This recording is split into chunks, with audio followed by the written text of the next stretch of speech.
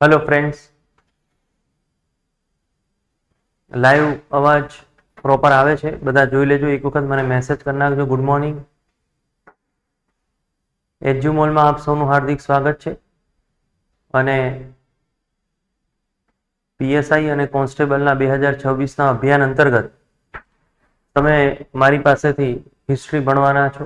મારું નામ છે ડોક્ટર ઋષિ વ્યાસ અને ઇતિહાસ જે છે એની અંદર સૌથી પહેલો એક ઓરિએન્ટેશન લેક્ચર જે છે મેં લીધો હતો। એ યુટ્યુબની અંદર અવેલેબલ છે। એની અંદર પીએસઆઈ અને કોન્સ્ટેબલ માટે કેવી રીતે તૈયારી કરવી, પીએસઆઈ કોન્સ્ટેબલની અંદર प्राचीन भारत, आधुनिक भारत, गुजरातनो इतिहास, मध्यकालीन भारत, एनी अंदर केटलू फोकस आपवुं, केवा केवा क्वेश्चनो पूछाय छे, एनो सिलेबस शुं छे, कया टॉपिक एनी अंतर्गत आवे छे, ए टॉपिकमांथी कया कया क्वेश्चन पूछाय छे, आ बधी ज बाबत जे छे ए मैं गया लेक्चर जे छे एनी अंदर समजावेलुं छे। ओरिएंटेशन लेक्चर हतो अने ए लेक्चर जे छे आपणा यूट्यूब उपर अवेलेबल छे। तो इतिहास भणता पहेला एक ए ओरिएंटेशन लेक्चर जे छे पहेलो इतिहास विषयनो ए आपणा एज्युमोलना यूट्यूब प्लेटफॉर्म पर एक वखत जोई लेजो तमे।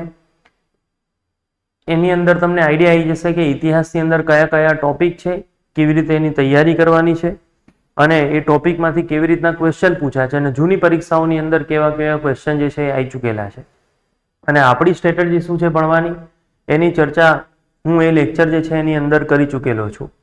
तो इतिहास अने गुजरातनो इतिहास, भारतनो इतिहास ए आपणे भणवानी शरूआत करीए। आवनारी परीक्षा पीएसआई अने कोन्स्टेबल एना सिलेबस मुजब आपणे आ टॉपिक जे छे एने भणवाना छे। तो गया लेक्चरनी अंदर जे प्रमाणे आपणे समज्याता ए प्रमाणे हवे आपणुं जे नेक्स्ट जे शरूआत जे छे ए शुं छे आपणा पहेला चेप्टरनी अने ए पहेલું चेप्टर आपणुं कयुं छे तो ए चेप्टरनुं नाम छे सिंधु सभ्यता। એટલે આપણે ચાલુ કરી રહ્યા છીએ પ્રાચીન ભારત। आ આપણે ભણી રહ્યા છીએ। સૌથી પહેલા આપણે જે ભણવાની શરૂઆત કરીશું અને એ શેની કરવાના છે પ્રાચીન ભારતથી। અને પ્રાચીન ભારત જે છે એની અંદર સૌથી પહેલો ટોપિક એ કયો છે આપણો સિંધુ સભ્યતા। પ્રાચીન ભારત એટલા માટે પહેલા શરૂ કર્યું કારણ કે એને થોડું રિવિઝનની જરૂર પડે અને જેટલું તમે એની અંદર રિવિઝન કરતા રહો એટલું લાંબા સમય સુધી આ તમને યાદ રહેશે। તો આ સિંધુ સભ્યતાથી આપણે શરૂઆત કરવા જઈ રહ્યા છીએ। હવે યાદ રાખો તમારે શું કરવાનું છે। तो गया लेक्चर अंदर मैं कीधुं तू छतां अत्यारे ऑफलाइन में छो, खास याद राखो तमारे बनाववानो छे कि इतिहासनी सरस मजानी नोट्स अथवा तमारे एक इतिहासनो चोपड़ो बनाववानो छे। ए चोपड़ानी अंदर अहींया जे कंई पण हूँ तमने आपूं मटीरियल लखवा माटे ए बधुं जे छे कंटेंट तमारे लखी नाखवानुं। जे कहेवाशे आपणी क्लास नोट्स, आ कहेवाशे आपणी क्लास नोट्स। अने क्लास नोट्स जे छे एनो फायदो शुं कि मार्केटनी अंदर प्राचीन भारत जे छे एनी 600 500 पेजनी चोपड़ीओ हशे। एना बदले तमे जे क्लास नोट्स बनावशो ए आनुं कम्पाइलेशन हशे अने आशरे 100 पेज जेटલું ए थतुं हशे, 80 થી 100 पेज जेटલું थशे। बस एनुं ज रिविजन तमारे करवानुं छे। सेम आवी रीते प्राचीन भारत जे छे एना पछी मध्यकालीन, एना पछी आधुनिक भारत अने एना पछी गुजरातनो इतिहास। एनी अंदर तमारे आ ज वस्तु करवानी, अहींया आवीने बनाववानी क्लास नोट्स। बस एने ज फॉलो करवानी छे। जेटला जूना छोकराओ आपणी पासे इतिहास जे छे भणीने गया ए बधा विद्यार्थीओ जे छे एमने आइडिया छे कि भाई आपणे जे क्लास नोट्स जे भणीए छे एनी अंदरथी ज आ क्वेश्चन जे छे ए पूछाय छे। बराबर, એટલે ખાસ क्लास नोट्स जे छे એને તમારે ફોલો કરવાની છે। તો તમે પણ તમારો ચોપડા બનાવી દો। અત્યારે જો તમે ચોપડો ઇતિહાસનો ના બનાવ્યો હોય તો અત્યારે રફની અંદર તમે લખજો અને એના પછી જે છે તમે ઇતિહાસનો એક ડેડિકેટેડ ચોપડો જે છે એ બનાવી દેજો। બરાબર, તો आ इतिहास विषय जे छे एनी आपणे शरूआत करीए। एमां प्राचीन भारत अने एमां सौथी पहेला जे आपणे भणी रह्या छे ए चेप्टर अथवा तो टॉपिक एनुं नाम शुं छे सिंधु सभ्यता। तो सौथी पहेला सिंधु सभ्यतामां आपणने शुं खबर होवुं जोईए एनो समयगाळो के भाई आपणे जे आ सभ्यतानी वात करी रह्या छीए ए प्राचीन भारतनी सभ्यता। प्राचीन एटले जूनुं, एम सौ सरळ भाषामां प्राचीन एटले जूनुं। तो जे आपणे सिंधु सभ्यतानी वात करी रह्या छे ए आपणे केटला वर्ष जूनी वात करी रह्या छे। तो सिंधु सभ्यता जे छे एनो समयगाळो एक्जामनी अंदर पूछाय अने ए समयगाळो आपणने केवी रीते ख्याल आव्यो ए पण पीएसआई अने कोन्स्टेबलनी परीक्षाओनी अंदर पूछाई गयेलुं छे। पहेलाना पेपरोमां पूछाई गयुं छे। तो सिंधु सभ्यतानो समयगाळो जे छे ए आम जोवा जईए तो 3 भागमां वहेंचायेलो छे। सौथी पहेला जे छे ए कहेवामां आवे छे पूर्व हड़प्पा, एना पछी परिपक्व हड़प्पा अने एना पछी उत्तर हड़प्पा। તો એક આ પૂર્વ હડપ્પાનો સમયગાળો છે.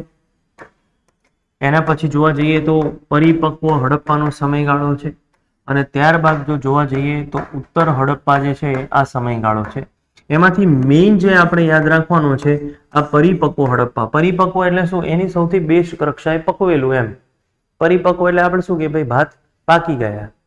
આપણે એવું કહીએ ને કે ભાઈ ભાત પાકી ગયા છે, ખાવાનું બની ગયું છે, ખાવાનું રંધાઈ ગયું છે, એટલે કાચું નથી, પાકું. તો પરિપક્વ સમયગાળાનો અર્થ એ થાય કે ભાઈ આ સમયમાં આ સભ્યતા બહુ પાકી સ્થિતિમાં છે. આપણે બી કેવી રીતે ઉદાહરણ આપીએ કે ભાઈ બાળક છે, પછી યુવા છે, પછી શું છે? વૃદ્ધ છે. તો યુવા શું કહેવાય આપણા માટે? પરિપક્વ. તો આ સેમ વસ્તુ ભાઈ એની બાલ્ય અવસ્થામાં છે, યુવા અવસ્થામાં છે અને પછી વૃદ્ધાવસ્થામાં છે.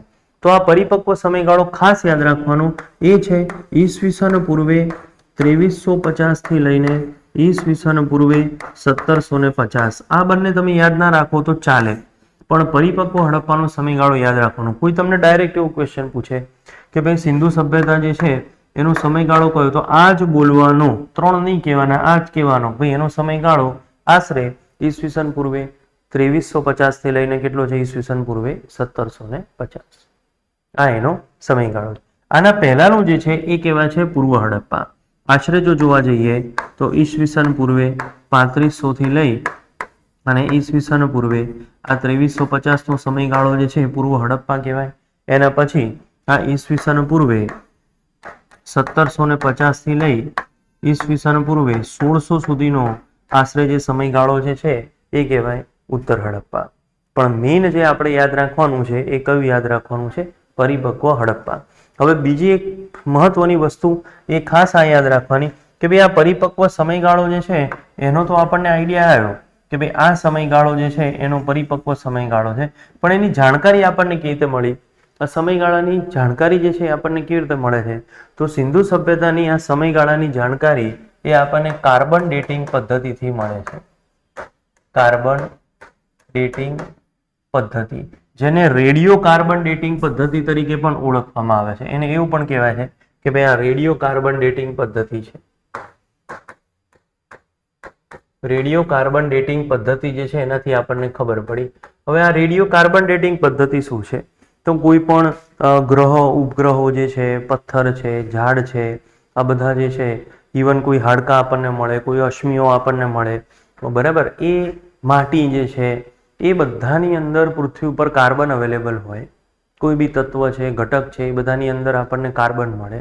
અને કાર્બન જે છે એની ઉંમર કહેવામાં આવે છે, આશરે કાર્બનની ઉંમર જે છે એ 5.5 થી 6000 વર્ષની છે. ધારો કે કોઈ પણ જગ્યાએ આપણને કાર્બન મળે, હવે ઉદાહરણ તરીકે પાપડનો કાળો ભાગ એ શું છે? કાર્બન છે. તો એમ કહેવાય કે ભાઈ કાર્બનની ઉંમર કેટલી હોય?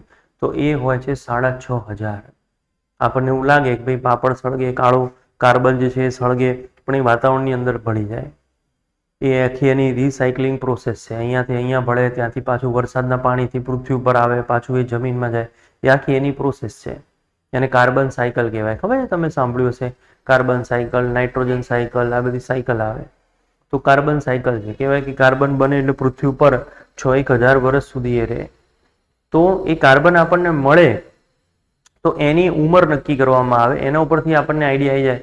ધારો કે આપણને કાર્બન મળ્યો અને એ 3000 વર્ષ જે છે એ જૂનો છે, તો આઈડિયા આવી જાય કાર્બન 3000 વર્ષ જૂનો છે તો આપણને ખબર પડે. ધારો કે કોઈ હાડકું મળ્યું તો એ હાડકાની અંદરથી કાર્બનની ઉંમર શોધવાની. એના ઉપરથી આઈડિયા આવી જાય કે હાડકું જે છે એ કેટલા સમયગાળાનું છે, તો આશરે આપણને ખબર પડે. તો રેડિયો કાર્બન ડેટિંગ પદ્ધતિમાં કયા કાર્બનના સમસ્થાનિકનો ઉપયોગ થાય? તો કાર્બન C14 વપરાય છે. આ પણ એક યાદ રાખવાનું. તો કાર્બન C14 અથવા તો કાર્બન 14 જે છે એનો ઉપયોગ કરવામાં આવે છે. આના ઉપયોગથી આપણને આ ઉંમર જે છે એની જાણકારી મળે છે. લખી નાખો ફટાફટ. આના ઉપયોગથી આપણને આ જાણકારી જે છે એ મળે છે. તો રેડિયો કાર્બન ડેટિંગના પદ્ધતિ એમાં C14 કાર્બન સંસ્થાનિકના ઉપયોગથી આપણને આ સિંધુ સભ્યતા જે છે, આ સિંધુ સભ્યતાની ઉંમર અથવા એનો સમયગાળો જે છે એ આપણને ખબર પડે છે. ઉંમર અથવા તો સમયગાળો એની આપણને જાણકારી મળી. અને જે સૌથી બેસ્ટ કહેવામાં આવે છે એ કયો છે? એનો પરિપક્વ સમયગાળો 2350 થી લઈને ઈસવીસન પૂર્વે 1750 નો સમયગાળો. ઓકે, નોટ સરસ મજાની બનાવજો. આજે આપણે શાંતિથી ભણીએ છીએ, કોઈ ઉતાવળ નથી. આરામથી ઇમ્પોર્ટન્ટ ટોપિક્સ જે છે એ તમે લખતા રહો, એની નોટ્સ જે છે એ તમે બનાવતા રહો આરામથી. કોઈ ઉતાવળ આપણે લેક્ચરોની અંદર નથી, શાંતિથી ભણવાનું છે, યાદ રહી જાય એવી રીતે આપણે ભણવાનું છે. તો આ એના સમયગાળાની વાત થઈ જે એક્ઝામની અંદર પૂછાય છે. બીજું, સિંધુ સભ્યતા જે છે એની માહિતી કોણે આપી, સિંધુ સભ્યતાના પહેલા પુરાવા કોણે આપ્યા, અને સિંધુ સભ્યતા જે છે એની સૌપ્રથમ એનું ઉત્ખનન કોણે કર્યું, આ ક્વેશ્ચનો જે છે એ પણ આપણને એક્ઝામની અંદર પૂછાતા હોય છે, જે આપણને આવડતા હોવા જોઈએ. હવે ખાલી તમને એક સરસ મજાનું ઉદાહરણ આપો એટલે તમને આઈડિયા આવી જાય કે ધારો કે મારી નીચે આ સ્ટેજ બનેલું છે, સ્ટેજ નીચેથી કોઈ અવાજ આવતો હોય, કડકડ કડકડ કંઈ અવાજ આવતો હોય, તો પહેલો એવો વ્યક્તિ જેણે એવું કીધું ભાઈ આ સ્ટેજ નીચે કંઈક છે. ધારો કે અત્યારે કંઈક અવાજ આવે તો મારે કહેવું પડે કે નહીં અહીંયા મેનેજમેન્ટમાં કે આની નીચે કંઈક છે. તો મેં આની નીચે કંઈક છે એની શું આપી કહેવાય? માહિતી આપી કહેવાય. કહેવાય કે ના કહેવાય? તો સૌ પ્રથમ એ એક વ્યક્તિ જે છે એને માહિતી આપી કે મને જમીન પોલી લાગે છે, આની નીચે કંઈક છે, આ જમીન નીચે ચોક્કસ કંઈક છે. એ માહિતી આપનાર વ્યક્તિ છે ચાર્લ્સ મેસન. કહેવાય છે કે સિંધુ સભ્યતા જે છે એની 1826માં સૌ પ્રથમ માહિતી આપનાર વ્યક્તિ, સૌ પ્રથમ માહિતી આપનાર વ્યક્તિ અથવા માહિતી આપનાર જે છે એનું નામ જે છે પરીક્ષામાં પૂછાય, ચાર્લ્સ મેસન. આ સૌ પ્રથમ સિંધુ સભ્યતા જે છે એની માહિતી આપનાર વ્યક્તિ છે. હવે માહિતી આપ્યા પછી તમે જ વિચાર કરો, અહીંયા ટીમ આવશે, ટીમ આવીને અહીંયા ચેક કરશે કે નહીં? ચેક કરે કે ભાઈ છે. ધારો કે ઉંદરના કારણે અહીંયા મારા સ્ટેજ નીચે અવાજ આવતો હોય તો કોઈ વ્યક્તિ એને ચેક તો કરે ને, કે આમ જોવે, ખોતરીને થોડું જોવે કે હા હા હા હા 100% અહીંયા કંઈક છે, ઉંદર છે, 2-3 ઉંદર છે.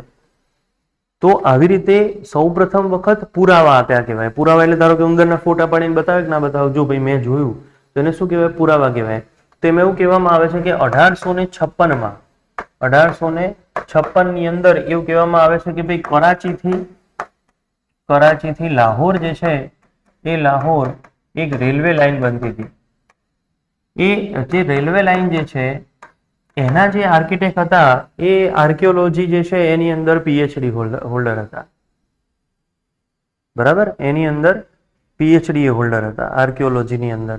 અને એ જે છે એના આખા એ જે કરાચીથી લાહોર રેલવે લાઈન બનતી હતી એનો એ સર્વે કાઢતા હતા. એમ આર્કિટેક્ચર હોય એ શું કરે? સર્વે આખો કાઢે. તો એ જ્યારે થોડું થોડું સર્વે કાઢતા હતા ત્યારે એમને અમુક પકવેલી ઈંટો મળી. અને સૌથી પહેલા એવું કહેવામાં આવે છે કે એક પકવેલી ઈંટો કઈ આપણને મળી? તો એક સામૂહિક આવાસ હતું, એની એ લોકોને પકવેલી ઈંટો મળે છે. અને એ કહેવામાં આવે કે એમણે સૌથી પહેલા સામૂહિક આવાસ જોયું. આ ડીવાયએસઓની પરીક્ષામાં પ્રિલિમમાં પૂછાયું હતું. સિંધુ સભ્યતામાં સૌથી પહેલા આપણને શું મળે? સામૂહિક આવાસ મળે છે. એટલે પકવેલી સામૂહિક આવાસની પકવેલી ઈંટો જે છે એમને પ્રાપ્ત થાય છે. તો એ ઈંટો લઈને બધાને બતાવે કે જો આ આવું છે.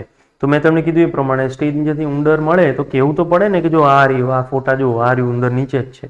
તો એ વસ્તુ જે છે એને શું કહેવામાં આવે છે કે ભાઈ સૌ પ્રથમ પુરાવા આપણા. તો કરાચીથી લાહોર રેલવે લાઈન બનતા હતા, એના જે સ્થાપત્યકાર હતા આ રેલવે લાઈન દરમિયાન, બરાબર, સ્થાપત્યકાર તો ના કહેવાય પણ ટૂંકમાં એના આર્કિટેક્ટ હતા. આ સમયગાળા દરમિયાન કોણ છે? એલેક્ઝેન્ડર કલિંગહામ. એલેક્ઝેન્ડર કનિંગહામ એ સૌ પ્રથમ શું આપ્યા? સૌ પ્રથમ પુરાવા આપ્યા. એટલે માહિતી આપનાર વ્યક્તિ અલગ અને સૌ પ્રથમ પુરાવા આપનાર વ્યક્તિ જે છે એ અલગ છે. હવે આ વસ્તુ બી યાદ રાખવાની કે ઘણા સમય સુધી આ વ્યક્તિને એલેક્ઝેન્ડર કનિંગહામ જે છે એ વ્યક્તિને ફાધર ઓફ ઇન્ડિયન હિસ્ટ્રી તરીકે ઓળખતા હતા. આને કહેતા હતા ફાધર ઓફ ઇન્ડિયન હિસ્ટ્રી ઘણા સમય માટે. પરંતુ પછી એવું થયું કે મૌર્ય સામ્રાજ્યની માહિતી મળી, મૌર્ય સામ્રાજ્યની ડિટેલ મળી, અને પછી ઇતિહાસકારો એવું કહે છે કે ભાઈ ભારતનો વાસ્તવિક ઇતિહાસ જે છે ક્યાંથી શરૂ થાય છે? મૌર્ય સામ્રાજ્યથી. અને એ મૌર્ય સામ્રાજ્યની અંદર રહેલો ચંદ્રગુપ્ત મૌર્યના દરબારમાં સેલ્યુકસ નિકેટર જે છે એણે આપેલો એક રાજદૂત હતો અને એનું નામ હતું મેગસ્થનીસ. અને એ મેગસ્થનીસે મૌર્ય સામ્રાજ્યની માહિતી આપી, મગધની એને માહિતી આપી, એજ્યુકેશન સિસ્ટમની એને માહિતી આપી, તક્ષશિલાની માહિતી આપી, એ વખતના ભારતીય સમાજની માહિતી આપી. અને એવું કહેવાય છે કે ત્યારથી મેગસ્થનીસ એ ભારતીય ઇતિહાસનો પિતા તરીકે ઓળખાય છે. પહેલા કોણ હતો? એલેક્ઝેન્ડર કનિંગહામ હતો, ફાધર ઓફ ઇન્ડિયન હિસ્ટ્રી. પણ હવે મેગસ્થનીઝને ફાધર ઓફ ઇન્ડિયન હિસ્ટ્રી કહે છે. ખ્યાલ આવે છે? એટલે મેગસ્થનીઝ વખતે આપણે લખીશું, પણ આ એક પોઈન્ટ છે જે આપણે ખાસ યાદ રાખવાનો. તો આને પુરાવા આપ્યા. હવે તમે વિચારો, પુરાવા આપ્યા છે, જે સ્ટેજ આખું ખોલીને ઉંદરોને બહાર નથી કાઢ્યા, ખાલી શું આપ્યું છે? પુરાવા આપ્યા. હા, 100% અહીંયા કંઈક છે. સૌ પ્રથમ વખત ઉત્ખનન કોણે કર્યું? ઉત્ખનન એટલે હવે બધું બહાર કાઢી અને એસ્કેવેશન જે છે એ કરી નાખવાનું, આખું બધું બહાર કાઢી નાખવાનું. તો 1921માં રાવી નદી કિનારે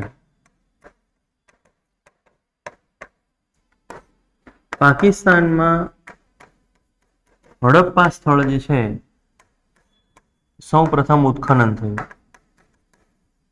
સૌ પ્રથમ ઉત્ખનન થયું. આ ઘણી વખત એક્ઝામમાં પૂછાય છે. હડપ્પા કઈ નદી કિનારે આવેલું છે? તો રાવી નદી કિનારે આવેલું છે. અને એનું ઉત્ખનન કરનાર કોણ છે? તો યાદ રાખજો, આર્કિયોલોજીકલ સર્વે ઓફ ઇન્ડિયા જે છે એના અધ્યક્ષ છે. એનું પાછું નામ હતું જ્હોન માર્શલ. આ આર્કિયોલોજીકલ સર્વે ઓફ અધ્યક્ષ છે ની આગેવાની હેઠળ, એટલે જ્હોન માર્શલ ની આગેવાની હેઠળ દયારામ સાહની દ્વારા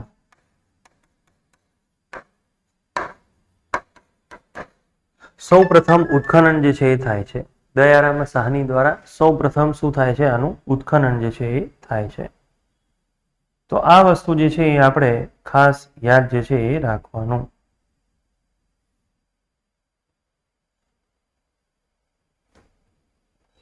ઓકે, તો આ ASI આસિસ્ટન્ટ સબ ઇન્સ્પેક્ટરની ધ્યાન રાખજો, archaeological survey of India. Okay, archaeological survey of ઇન્ડિયાના અધ્યક્ષ જ્હોન માર્શલની આગેવાની હેઠળ દયારામ સાહની. તમારા જનરલ નોલેજમાં આર્કિયોલોજીકલ સર્વે ઓફ ઇન્ડિયા તમે જોઈ લેજો એક વખત. ખ્યાલ આવે છે? 19મી સદીમાં એની સ્થાપના થઈ હતી, દિલ્હી એનું હેડક્વાર્ટર હતું, અને એના પાછા પહેલા ડાયરેક્ટર જનરલ કોણ હતા? Alexander Cunningham. બોલો, આર્કિયોલોજીકલ સર્વે ઓફ ઇન્ડિયા સંસ્થા છે, એને તમારે એક વખત જનરલ નોલેજમાં જોઈ લેવાની. સાઈડમાં લખી નાખજો, આર્કિયોલોજીકલ સર્વે ઓફ ઇન્ડિયા સંસ્થા જોવી. ઓકે, ગૂગલ ઉપર સર્ચ કરો, સ્થાપના વર્ષ લખો, એના ડાયરેક્ટર જનરલ જુઓ અત્યારે કોણ છે એ તમે જોઈ શકો છો. અને એલેક્ઝાન્ડર કનિંઘહામ જે છે પહેલા એના ડીજી હતા, પહેલા એના ડાયરેક્ટર જનરલ હતા. તો આ 3 ક્વેશ્ચન જે છે એક્ઝામની અંદર પૂછાઈ શકે. આ શબ્દો પર ખાસ ફોકસ આપવાનું કે પહેલા માહિતી કોણે આપી, પહેલા પુરાવા કોણે આપ્યા, અને એના પછી સૌપ્રથમ ઉત્ખનન. ઉત્ખનન એટલે એસ્કેવેશન, એમ બધું કાઢી નાખે. મેં તમને કીધું ને, ફરીથી એકવાર ઉદાહરણ આપી દઉં. ધારો કે કોઈક વ્યક્તિ ચાર્લ્સ મેસનનું ઉદાહરણ લે. ચાર્લ્સ મેસન એવું કીધું કે આ સ્ટેજ નીચે કંઈક છે.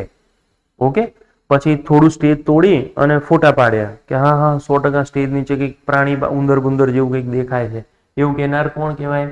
Alexander Cunningham. તો એને શું આપ્યા કહેવાય? પુરાવા. અને પછી આખું સ્ટેજ કાઢીને જે છે એ બધું બાબત બધાની સામે રજૂ કરી, એને શું કર્યું કહેવાય? ઉત્ખનન કર્યું કહેવાય. તો એ કરનાર વ્યક્તિ જે છે એ પણ એક્ઝામની અંદર પૂછાય છે, દયારામ સાહની. એ વખતના આર્કિયોલોજીકલ સર્વે ઓફ ઇન્ડિયાના અધ્યક્ષ હતા જ્હોન માર્શલ. એ વખતે પણ એના ડાયરેક્ટર જનરલ પહેલા જે છે એ કોણ હતા? Alexander Cunningham. એ એમના દ્વારા જે છે આ ઘટનાઓ થઈ. એટલે સૌથી પહેલા આ યાદ રાખવાનું. હવે આના સિવાય જે છે આપણી થોડી માહિતીઓ લઈએ કે ભાઈ એમણે જે શરૂઆતની જે માહિતી આપણને આપી એ કઈ કઈ માહિતી આપી. તો ભાઈ જે પણ આ સ્થળો જે છે એને હડપ્પીય સભ્યતા પહેલા નામ આપ્યું. બરાબર. આ સૌ પ્રથમ શું વસ્તુ મળી? તો સૌ પ્રથમ ઉત્ખનન કોનું થયું? તો સૌ પ્રથમ ઉત્ખનન થઈ, સૌ પ્રથમ જે એસ્કેવેશન થયું એ થઈ આપણને મળ્યું શું? તો સૌ પ્રથમ ઉત્ખનન થઈ સામૂહિક આવાસો. સામૂહિક આવાસો મળ્યા. યાદ રાખો, આ ડીવાયએસઓ ની અંદર ક્વેશ્ચન પૂછાઈ ગયો છે. સૌથી પહેલા જે છે એ શું મળે છે? તો સામૂહિક આવાસો જે છે એ આપણને મળે છે. આ યાદ રાખવાનું. બીજું, આ જે સૌપ્રથમ ઉત્ખનન હડપ્પા સ્થળનું થયું, રાવી નદી કિનારે થયું, પરંતુ આપણને એ માહિતી મળી કે ભાઈ જે આ સિંધુ સભ્યતા જે છે તો સિંધુ નદી કિનારે આ વધુ નગરો હોવાથી અથવા વધુ સ્થળો હોવાથી એનું નામ જે છે એ શું પડે છે? સિંધુ સભ્યતા. આ નામ પડે છે. આના સિવાય કહે છે કે ભાઈ પહેલું ઉત્ખનન સ્થળ હડપ્પા છે, એટલા માટે આ સભ્યતાનું નામ શું પડે છે? હડપ્પા સભ્યતા. પ્રથમ જે ઉત્ખનન સ્થળ જે છે આ કયું હતું? હડપ્પા. એટલે પાછું આ સભ્યતાનું નામ શું પડે છે? હડપ્પા સભ્યતા. ઓકે, પ્રથમ ઉત્ખનન સ્થળ પાછું હડપ્પા છે, એટલા માટે એનું નામ શું પડે છે? હડપ્પા સભ્યતા. હવે આ સભ્યતા જે છે એ સિંધુ નદી કિનારે છે. ઓકે, મહત્તમ સ્થળ સિંધુ નદી કિનારે એટલે સિંધુ નદી છે.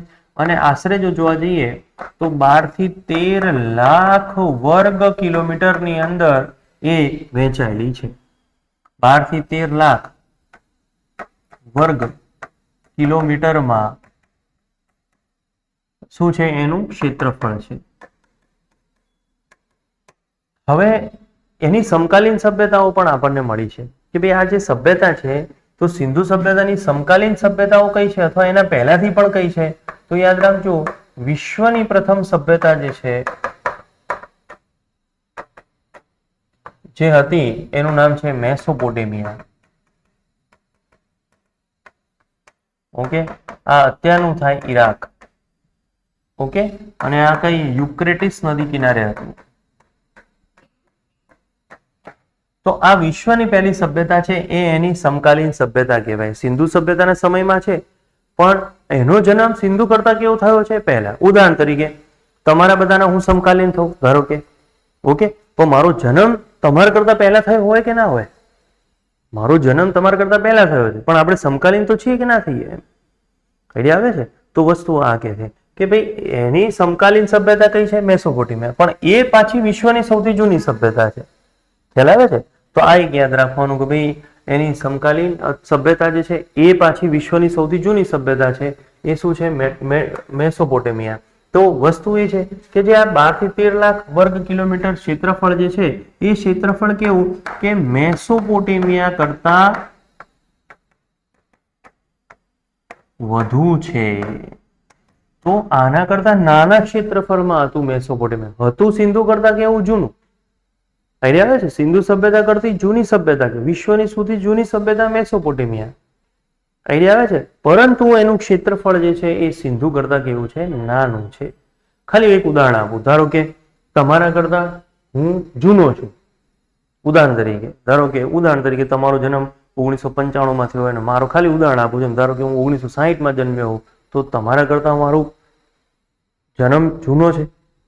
આઈડિયા આવ્યો? એટલે સૌથી જૂની તો આપણા લોકોમાં સૌથી જૂની મારી સભ્યતા કે, પણ મારું ઘર નાનું છે, તમારું મોટું છે. ધારો કે તમારું ઘર મોટું હોય અને મારું ઘર નાનું હોય તો આ થઈ શકે કે ના થઈ શકે? 100% થઈ શકે.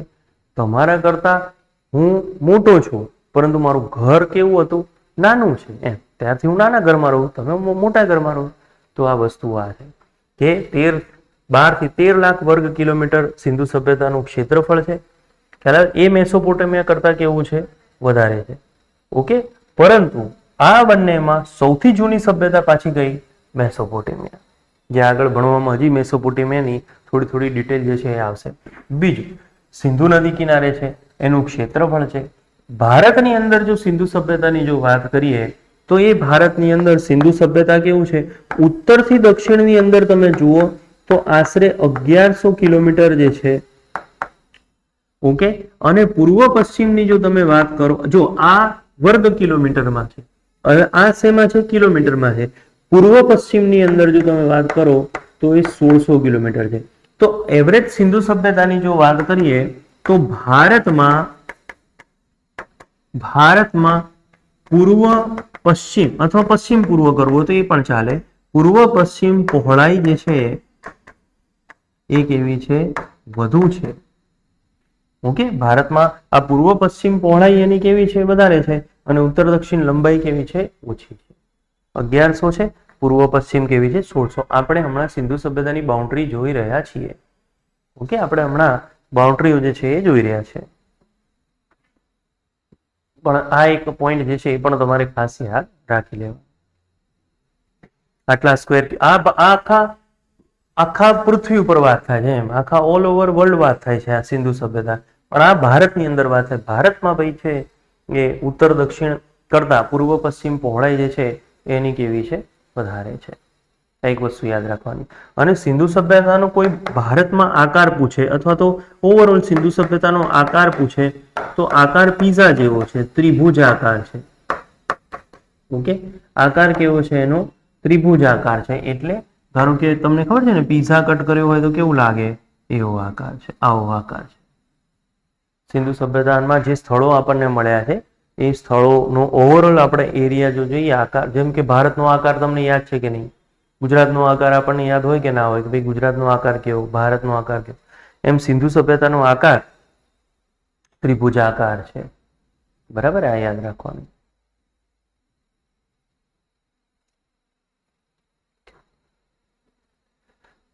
લખતા રહેજો સાથે. લાઈવ વાળા જેટલા બી જોડાયેલા છો લખી રહ્યા છો ને તમે? કહો તો એકવાર મને એટલે એક આઈડિયા આવે. લખતા રહેજો, પોઈન્ટ્સ બનાવતા રહેજો. આજે તમે ભણી રહ્યા છો પાઠ્યપુસ્તક મંડળ અને એનસીઆરટી આધારિત છે. ખ્યાલ આવે છે? આ બધું પાઠ્યપુસ્તક મંડળ એનસીઆરટી આધારિત છે. તો એક આ વસ્તુ જે છે આપણને ખ્યાલ હોવી જોઈએ આની. હવે હમણાં એની બાઉન્ડ્રીઓની પણ આપણે ચર્ચા જે છે એ કરી રહ્યા છીએ કે સિંધુ સભ્યતાની બાઉન્ડ્રીઓ કઈ છે. તો આ એના બેઝિક્સ થયા. ત્યારબાદ જો જોવા જઈએ આપણે તો આ સિંધુ સભ્યતા જે છે એની બાઉન્ડ્રીઓ, તો ભાઈ સિંધુ સભ્યતા જે છે એની બાઉન્ડ્રીઓ કઈ કઈ છે? તો સૌથી પહેલા આવી રીતે ઉત્તર, દક્ષિણ, પૂર્વ, પશ્ચિમ જે છે એ આપણે યાદ રાખવાની છે એની બાઉન્ડ્રીઓ. એટલે મેં સૌથી પહેલા આ શોર્ટકટ કર્યું, ભાઈ ઉત્તર, દક્ષિણ, પૂર્વ, પશ્ચિમ આપણને આવડી જાય. ઉત્તરની અંદર જો જોવા જઈએ તો જમ્મુ કાશ્મીર જે છે એ જમ્મુ કાશ્મીરનું સ્થળ છે જેનું નામ છે માંડા. અને આ માંડા જે છે એ ઉત્તર જે છે એની બાઉન્ડ્રી કહેવાય. ઉત્તર, દક્ષિણ, પૂર્વ, પશ્ચિમ. ઓકે, તો જમ્મુ કાશ્મીર જે છે એનું માંડા. અને આ માંડા જે છે કઈ નદી કિનારે આવેલું છે? તો આ ચિનાબ નદી કિનારે આવેલું છે, એ આપણને ખબર હોવી જોઈએ. ત્યારબાદ એની પૂર્વની જે બાઉન્ડ્રી છે એનું નામ છે આલમગીરપુર. આલમગીરપુર છે અને આ ક્યાં આવેલું છે? ઉત્તર પ્રદેશની અંદર આવેલું છે. અને આલમગીરપુર કઈ નદી કિનારે છે? તો હિન્ડોન નદી જે છે એના કિનારે છે. હિન્ડોન. આલમગીરપુર એ એની પૂર્વની બાઉન્ડ્રી છે. ત્યારબાદ પશ્ચિમ અને દક્ષિણની વાત કરીએ તો દક્ષિણની બાઉન્ડ્રી કઈ છે? તો એ મહારાષ્ટ્રની અંદર આવેલું દાયમાબાદ છે. અને આ જે છે એ પ્રવરા નદી કિનારે આવેલું છે. ગોદાવરીની ટ્રિબ્યુટરી છે જેનું નામ છે પ્રવરા. અને પ્રવરા નદી કિનારે આવેલું છે. ઓકે, અને ત્યારબાદ જો જોવા જઈએ તો આ ત્રણ બાઉન્ડ્રીઓ ભારતમાં છે, પણ જ્યારે એની પશ્ચિમની જે બાઉન્ડ્રી છે એ ભારતની અંદર નથી, એ પાકિસ્તાનમાં છે. તો પાકિસ્તાનની જગ્યા છે જેનું નામ છે સુકતા જેન્ડોર. ઓકે, આ પાકિસ્તાનની અંદર છે અને આ દાસ્ક નદી કિનારે આવેલું છે. આ દાસ્ક નદી કિનારે આવેલું છે.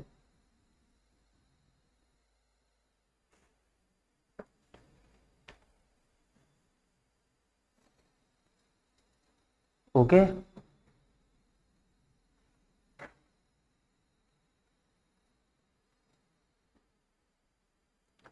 તો આ છે સિંધુ સભ્યતા જે છે એની બાઉન્ડ્રીઓ, ઉત્તર, દક્ષિણ, પૂર્વ, પશ્ચિમ. આગળ શું જોયું? સિંધુ સભ્યતાના બધા ફેક્ટ્સ, વધારાના ફેક્ટ્સ એમ. ઓકે, સમકાલીનની જો હજી વાત કરવી હોય તો ભાઈ આ સિંધુ સભ્યતા જે છે એનાથી જૂની તો આપણને આઈડિયા આવ્યો, પણ એના સિવાય વાળી સમકાલીન વાળી કઈ કઈ થાય? સિંધુની સમકાલીનની જો વાત કરીએ તો એક તો થઈ જા, નંબર 1 કઈ થઈ? મેસોપોટેમિયા. પછી એક ઇસ્તંબુલ ને એ એરિયાની હતી, પેલેસ્ટાઇન ઇસ્તંબુલ જે છે એ એરિયાની હતી. અને એ જે છે ઇજિપ્ત, આમ એક્ઝેક્ટલી કહીએ તો ઇજિપ્ત જે છે એ સમયગાળાની કહેવાય, જેમાં પિરામિડ્સ, કાયરોના પિરામિડ્સ, મમી, આ બધું તમે જે નામ સાંભળ્યું હશે એ. અને એ જગ્યા જે છે એ છે પાછી બેબીલોન. અને 3 હવાંગહો સભ્યતા હતી, એ કઈ છે? ચીની સભ્યતા.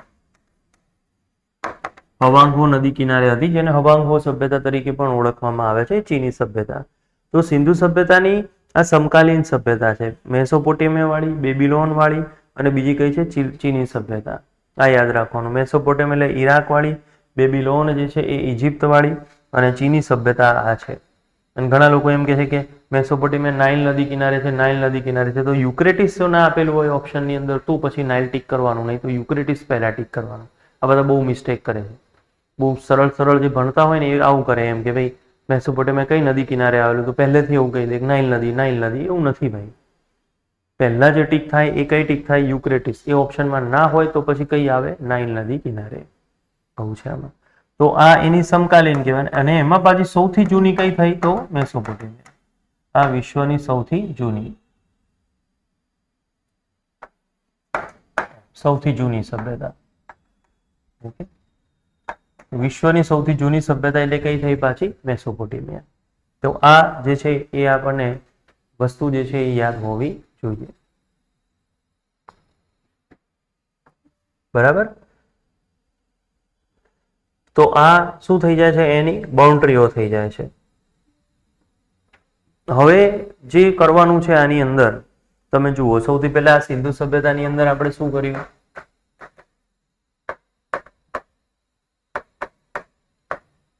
તો સૌથી પહેલા એના સમયગાળાની વાત કરી. એનો સમય કયો છે એ આપણને ખબર હોવી જોઈએ. પછી શોધકો જે છે એ આપણને ખબર હોવા જોઈએ. પછી થોડા આપણે ફેક્ટ્સ જે છે એ આપણે જોયા. પછી સિંધુ સભ્યતા જે છે એની બાઉન્ડ્રીઓ આપણે જોઈ. ઓકે, અને હવે સિંધુ સભ્યતા જે છે એના સમાજની આપણે વાત કરીએ. આટલું તમારે કરવાનું છે. સિંધુ સભ્યતા જે છે એના અર્થતંત્રની આપણે વાત કરવાની છે. એનું અર્થતંત્ર શું હતું એ, સિંધુ સભ્યતા જે છે એનું નગર આયોજન કેવું છે એ જોવાનું છે. આટલી વસ્તુ તમારે સિંધુ સભ્યતામાં કરવાની છે, એટલું તમે યાદ રાખજો. ત્યારબાદ સિંધુ સભ્યતા જે છે એના સ્થળો કરવાના છે, ખનન થયેલા સ્થળો. એ સ્થળોની અંદર પાકિસ્તાનના સ્થળો, એના પછી કાલીબંગા જે છે એ રોજડી છે એ બધા ભારતના સ્થળો. અને ત્યારબાદ સિંધુ સભ્યતાના ગુજરાતના સ્થળો. અને ત્યારબાદ સિંધુ સભ્યતાનું પતન થવાના કારણો કયા હતા, આટલા છે. તો આ તમે રેડી કરશો એનો અર્થ એ થયો સિંધુ સભ્યતા સંપૂર્ણ કમ્પ્લીટ થઈ ગયું. સમય છે, શોધકો, ફેક્ટ્સ, એના થોડા આપણે હમણાં જે જોયા ત્રિભુજાકાર છે, કેટલા વર્ગ કિલોમીટરમાં છે, ઉત્તર દક્ષિણ લંબાઈ કેટલી, પૂર્વ પશ્ચિમ પહોળાઈ કેટલી, એ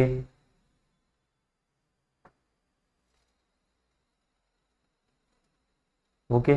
એના પછી સમાજ, અર્થતંત્ર, નગર આયોજન, પછી સ્થળો, એના પાકિસ્તાનના સ્થળો, ભારતના સ્થળો, ગુજરાતના સ્થળો અને પતન. સાથે સાથે આ સમાજ જે છે એની લિપિ પણ કરી નાખવાની. સિંધુ સભ્યતાની લિપિ જે છે કઈ હતી એ પણ કરી નાખવાનું. ઓકે, બ્રુસ્ટોફેડન લિપિ પિક્ટોગ્રાફી સ્વરૂપે છે, જમણીથી ડાબી બાજુ આવે.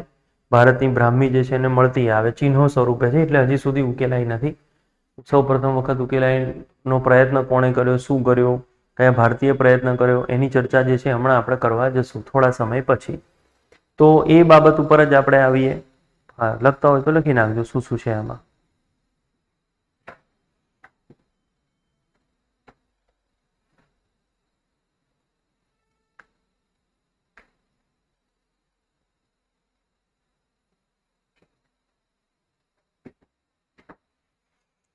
ઓકે, તો હવે હેડિંગ આપો. આપણે જે ભણી રહ્યા છીએ એ છે ટોપિક સિંધુ સભ્યતામાં સિંધુ સભ્યતાનો સમાજ.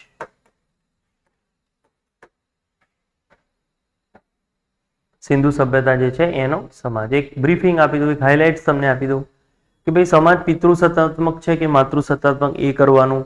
એ સમાજ જે છે એમાં મહિલાઓની સ્થિતિ કેવી છે એ કરવાનું. આ સમાજ જે છે એના મુખ્ય ભગવાન કયા છે, મુખ્ય દેવતા કયા છે, આ સમાજ મંદિર બનાવે છે કે નથી બનાવતા એ જોવાનું.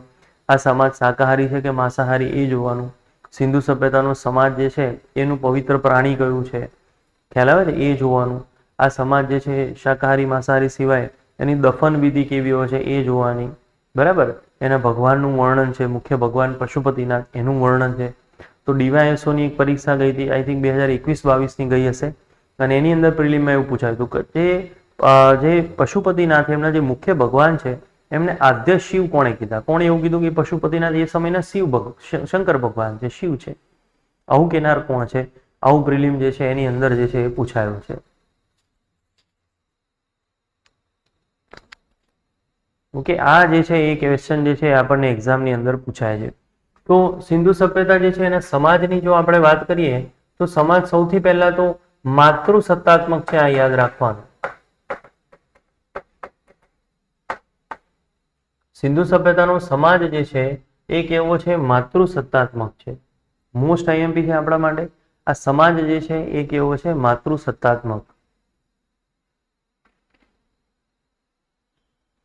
ઓકે, માતૃસત્તાત્મક સમાજ છે. 3-4 વસ્તુઓ આપણને મળી આવે છે. સૌથી પહેલા શું કામ એવું કહેવાય કે ભાઈ માતૃસત્તાત્મક સમાજ છે? તો નંબર 1, માતૃદેવી જે છે એ માતૃદેવીની પૂજા થાય છે. આના સિવાય આર્ટ એન્ડ કલ્ચરની અંદર મહિલાઓને સારી એવી સ્વતંત્રતા છે, જે આપણને ક્યાંથી ખબર પડે છે? તો ભાઈ નૃત્ય કરતી નર્તિકાઓની કાંસાની મૂર્તિ મળી આવેલી છે. કાંસાની મૂર્તિઓ જે છે એ મળી આવેલી છે. બીજું એવું કહે છે કે ભાઈ ઉપલો જે વર્ગ છે, જે શાસક વર્ગ છે, એ બધાની અંદર મોટા વેપારી વર્ગ છે, એની અંદર મહિલાઓની ઉપસ્થિતિ જોવા મળી છે. ખ્યાલ આવે છે? શું કહે છે કે ભાઈ આ શાસક વર્ગ છે અને પછી ઉચ્ચ વેપારીઓ છે. ઉચ્ચ વેપારી વર્ગમાં મહિલાઓની ઉપસ્થિતિ છે. મહિલાઓની ઉપસ્થિતિ છે આ આપણને જોવા મળે. બીજું એવું કે છે કુરિવાજો છે પણ બહુ નહીવત છે. અમુક જ કુરિવાજો જે છે એના પુરાવા મળ્યા. ધારો કે મોહેંજો-દડોમાં જ્યારે સભા ભરાયેલી હોય એક મોહેંજો-દડોમાં, પણ એકલા મોહેંજો-દડોમાંથી જ એ વસ્તુ આપણને મળી કે ભાઈ સભા ભરી હોય ત્યારે એક પડદો હોય અને પડદાની પાછળ જે છે સ્ત્રીઓ હોય. આવી એક જગ્યાએથી પડદા પ્રથા જે છે એના પુરાવા મળે. એના સિવાય આખી સિંધુ સભ્યતામાં એક જ એવી જગ્યા છે, એ જગ્યા જે છે એનું નામ છે લોથલ, અને ત્યાંથી આપણને શું મળ્યું છે? યુગલ સમાધિ મળી છે. સ્ત્રી અને પુરુષને જમીનમાં એક સાથે દાટવાના આપણને પુરાવા મળેલા છે. એ કહે છે કે આ સતી પ્રથાનું ઉદાહરણ છે, પણ 100% બધા શ્યોર નથી ઇતિહાસકાર કે ભાઈ કોઈ એવું પણ કારણ હોય કે ભાઈ ખાલી એક ઉદાહરણ આપું કે ધારો કે એક્સિડન્ટ થઈ ગયો એની જગ્યાએ સ્ત્રી પુરુષનું મૃત્યુ થઈ ગયું તો એને ત્યાં દાટી દીધા, ધારો કે એવું બી તો થઈ શકે. પણ છતાં બધા કહે છે કે ભાઈ આ સ્ત્રી પુરુષ જે છે એના પુરુષનું મૃત્યુ થયું અને સ્ત્રી જે છે એની સાથે સતી થઈ છે, એમાં પુરાવા આપણને મળે છે.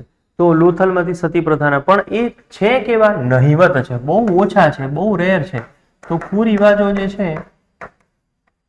આ નહિવત મળ્યા છે. નહિવત મળ્યા છે. પણ માત્ર કઈ જગ્યાથી આપણને મળી આવે છે? બોલો. લોથલ અને મોહેંજો-દડો. એમાંથી બી પાછું એક જ ઉદાહરણ, લોથલમાં બધેથી નહીં, એક જ જગ્યાએ નહિવત મળે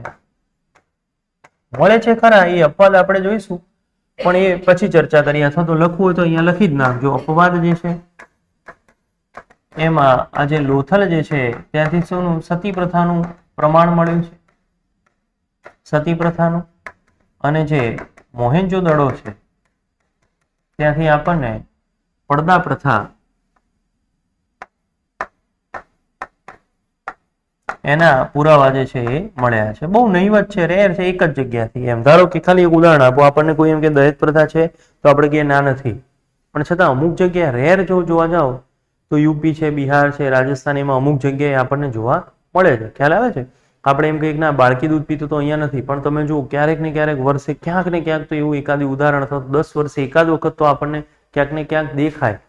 ખ્યાલ આવે છે? પછી બરાબર છે કે કાયદો છે નથી કરવાનો એટલે બધા પોલીસ પકડી લે બધી વસ્તુ, પણ ક્યાંક ને ક્યાંક આપણને એ જોવા મળે. એમ તો આ વસ્તુ એ કહે છે. તો એના ઉપરથી આપણને આઈડિયા આવે છે કે આ સમાજ જે છે એ માતૃસત્તાત્મક છે. એના સિવાય જે છે એ ખાસ આપણે ધ્યાન રાખવાનું કે આ સમાજ જે છે એ મુખ્યત્વે 4 વર્ગ જે છે એમાં વિભાજિત છે. 4 વર્ગમાં વિભાજિત આપણને જોવા મળે છે. નંબર 1 વર્ગ કયો છે? શાસક વર્ગ છે. એના પછી એના સલાહકાર છે, જેને પુરોહિત કહેવાય. પુરોહિત એટલે સલાહ સૂચન આપે. એના પછી જે વર્ગ આપણને જોવા મળ્યો એ કયો વર્ગ જોવા મળ્યો? વેપારી વર્ગ જોવા મળ્યો. ત્યારબાદ જે આપણને વર્ગ જે જોવા મળે છે એ શું છે? જોવા મળે છે સામંતનો વર્ગ, એટલે કે મજૂર કામ જે કરે. અને કયો વર્ગ જોવા મળ્યો? ખેડૂત. આ બંને કોમન એમ. એટલે શાસક છે, પુરોહિત છે, વેપારી અને સામંત અથવા ખેડૂત વર્ગ આપણને જોવા મળ્યો. આમ સિંધુ સભ્યતાનો સમાજ જે છે કેટલા વર્ગમાં વિભાજિત છે? તો 4 વર્ગની અંદર વિભાજિત છે. ઓકે, આવું પૂછાય છે પરીક્ષામાં. તમારી કોન્સ્ટેબલ, પીએસઆઈ, રેવન્યુ તલાટી, ગૌણ સેવા, એમાં હમણાં એવું ક્વેશ્ચન આવ્યો હતો કે ભાઈ વિજયનગર સામ્રાજ્ય 3 વિભાગમાં વિભાજિત છે. એ ખોટું હતું. લાઈન વિજયનગર 3 ભાગમાં વિભાજિત છે એ ખોટું. 3 ભાગમાં નહોતું, 4 ભાગમાં હતું. સંગમાં, સુલવા, તુલવા, અરવિંદો, એમ 4 ભાગમાં વિભાજિત છે. તો અહીંયા એ લોકો શું લખીને આપશે? સિંધુ સભ્યતા 2 ભાગમાં વિભાજિત છે. સિંધુ સભ્યતાનો વર્ગ જે છે સામાજિક વર્ગ એ 3 ભાગમાં વિભાજિત હતો, તો એ ખોટું થાય. કેટલા ભાગમાં વિભાજિત છે?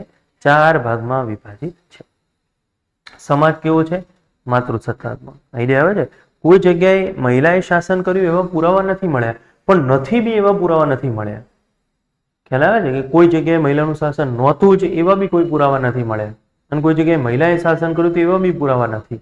એટલે શ્યોર નથી, કોઈ કહી શકતા નથી. તો છતાં એવું કહે છે કે ભાઈ હા, મહિલાઓની સ્થિતિ જે છે એ સારી હતી અહીંયા. તો આ 4 વર્ગની અંદર વિભાજિત આપણને જોવા મળ્યું.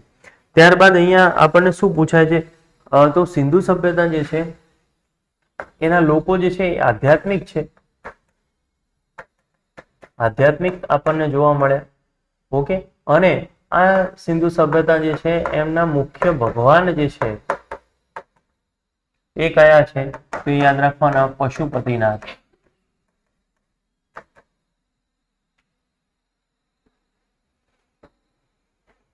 મુખ્ય ભગવાન જે આપણને જોવા મળ્યા છે એ કયા જોવા મળ્યા છે? પશુપતિનાથ. આ યાદ રાખવાનું, ઘણી પરીક્ષાઓમાં પૂછાય છે.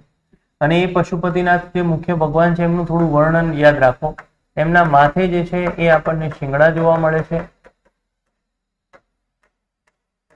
એમની સિક્કા પર છાપ જોવા મળે છે. સિક્કા ઉપર આપણને છાપ જોવા મળે છે. ઓકે, એ જે સિક્કા ઉપર જે છાપ જોવા મળે ને એનું વર્ણન જે છે એ પરીક્ષામાં પૂછાય છે. કેવી રીતનું પૂછાય છે? સિક્કા ઉપર આપણને કેવી રીતના એ જોવા મળે? તો સિક્કા જે છે એની આ એક બાજુ જે છે એ છે પશુપતિનાથ.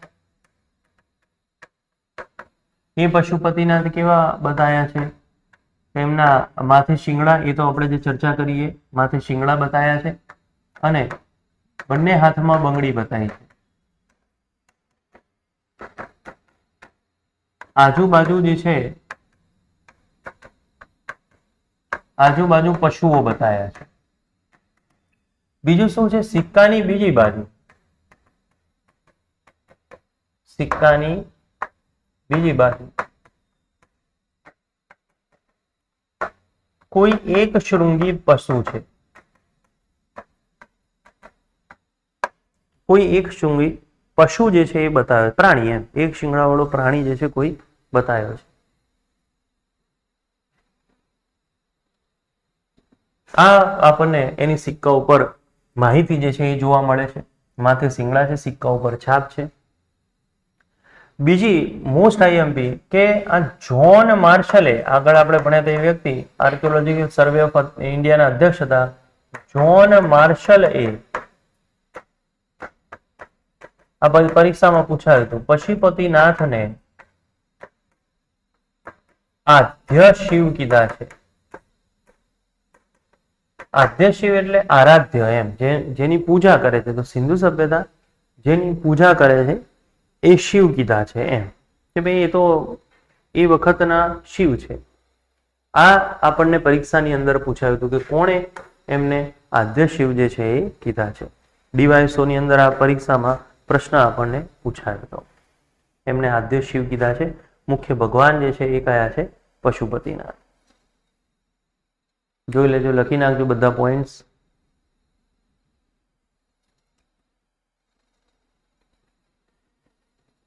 ત્યારબાદ એક બહુ મોટી મિસ્ટેક જે છે એ બધા વિદ્યાર્થીઓ કરી નાખ્યા છે. જ્યારે પ્રિલિમની અંદર એવો ક્વેશ્ચન આવે છે કે સિંધુ સભ્યતાનું પવિત્ર પ્રાણી કયું છે, આ ક્વેશ્ચન આવે એટલે બધા બહુ મોટી મિસ્ટેક કરી નાખે છે. બધા શું કરી નાખે? એક શૃંગી પશુ કરી નાખે, એક શૃંગી ગેંડો કરી નાખે છે. આ મોટી ડિઝાસ્ટર જે છે બધા ટીક કરીને આવે, પછી કે મારું પેપર સારું ગયું, પછી નપાસમાં નામ જે છે એ આવે. એક શિંગડાવાળો ગેંડો કે એક શૃંગી પશુ સિંધુ સભ્યતાનું પવિત્ર પ્રાણી નથી. સિંધુ સભ્યતા જે છે, સૌથી પહેલા તો આ યાદ રાખજો, એક પોઈન્ટ અહીંયા લખું છું, હમણાં કરીએ. એ લોકોનું જે પવિત્ર પ્રાણી જે છે એ છે એક ખૂંદવાળો બળદ. એક ખૂંદવાળો બળદ, આ યાદ રાખજો. એ તો ખાલી એક શૃંગી પશુના જાણકાર છે, ખબર છે એમને, એટલે તે લોકો આકૃતિ દોરે છે. એક શૃંગી પશુના જાણકાર છે, પણ એમનું પવિત્ર પ્રાણી એક ખૂંદવાળો બળદ છે. આ ધ્યાન રાખવાનું ખાસ.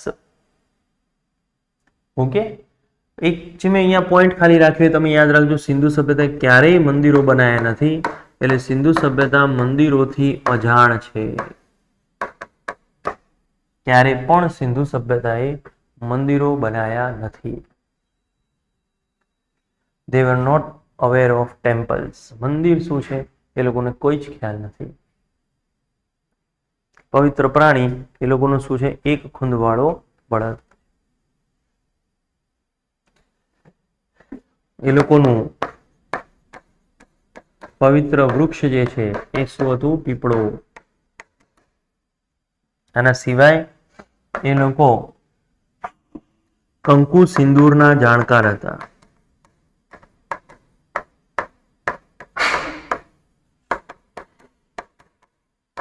એ લોકો કંકુ સિંદૂર જે છે એના શું હતા? જાણકાર હતા. ધાર્મિક રીતે એકેશ્વરવાદી છે, એક ઈશ્વરની પૂજા કરે છે, જે કોણ છે? પશુપતિનાથ. એમ ધાર્મિક રીતે આધ્યાત્મિક છે, આધ્યાત્મિકની સાથે સાથે એકેશ્વરવાદી છે,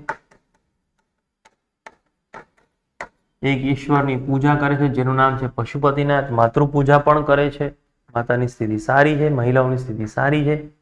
મંદિરો જ નથી ખબર.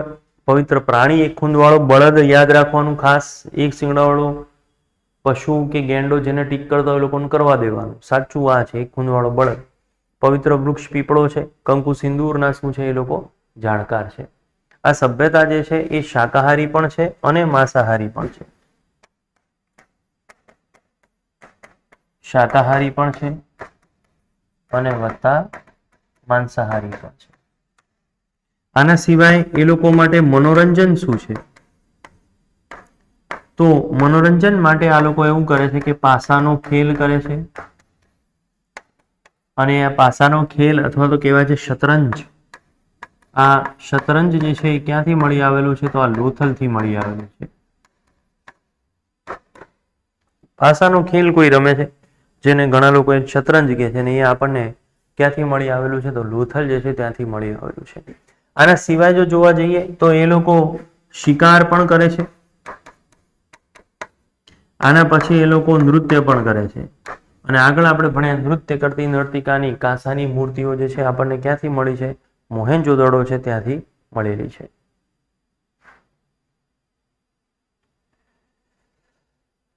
પાસાનો ખેલ, શિકાર અને નૃત્ય.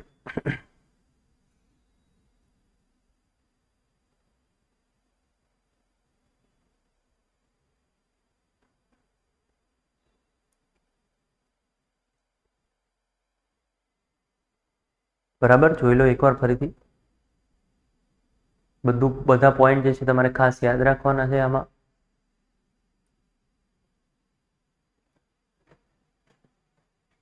ત્યારબાદ આ સમાજ જે છે એની આપણે વાત કરીએ તો આ સમાજ એ પુનઃજન્મમાં માને છે.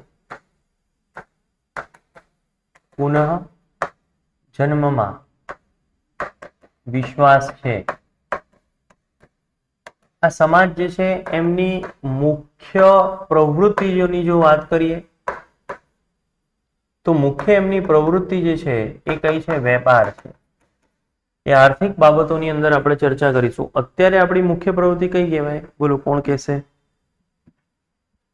બોલો, અત્યારે આપણી મુખ્ય પ્રવૃત્તિ કઈ છે? બોલો, કઈ કહેવાય અત્યારની આપણી મુખ્ય પ્રવૃત્તિ? લાઈવ હાજર છે એ લોકો કો. આપણો મુખ્ય વ્યવસાય, મુખ્ય પ્રવૃત્તિ કઈ કહેવાય અત્યારે?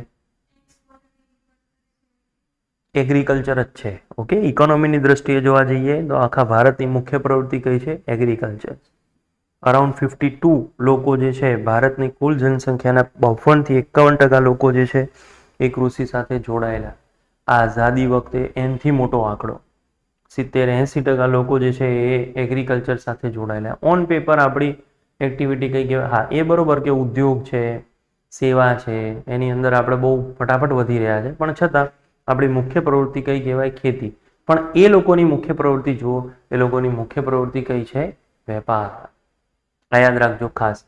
આના પછી મૃત્યુ બાદની જો વાત આપણે કરીએ, મૃત્યુ બાદ જે છે એની 3 પદ્ધતિ આપણને જોવા મળે. એક આપણને જોવા મળી દહન, સળગાવી દે એ. એક પદ્ધતિ દફન, દાટી દે એ. અને બીજું જે આપણને જોવા મળ્યું આંશિક દફન અથવા દહન. આંશિક દફન અથવા દહન શું થાય? ચલો કોણ કહેશે? આનો અર્થ શું થાય?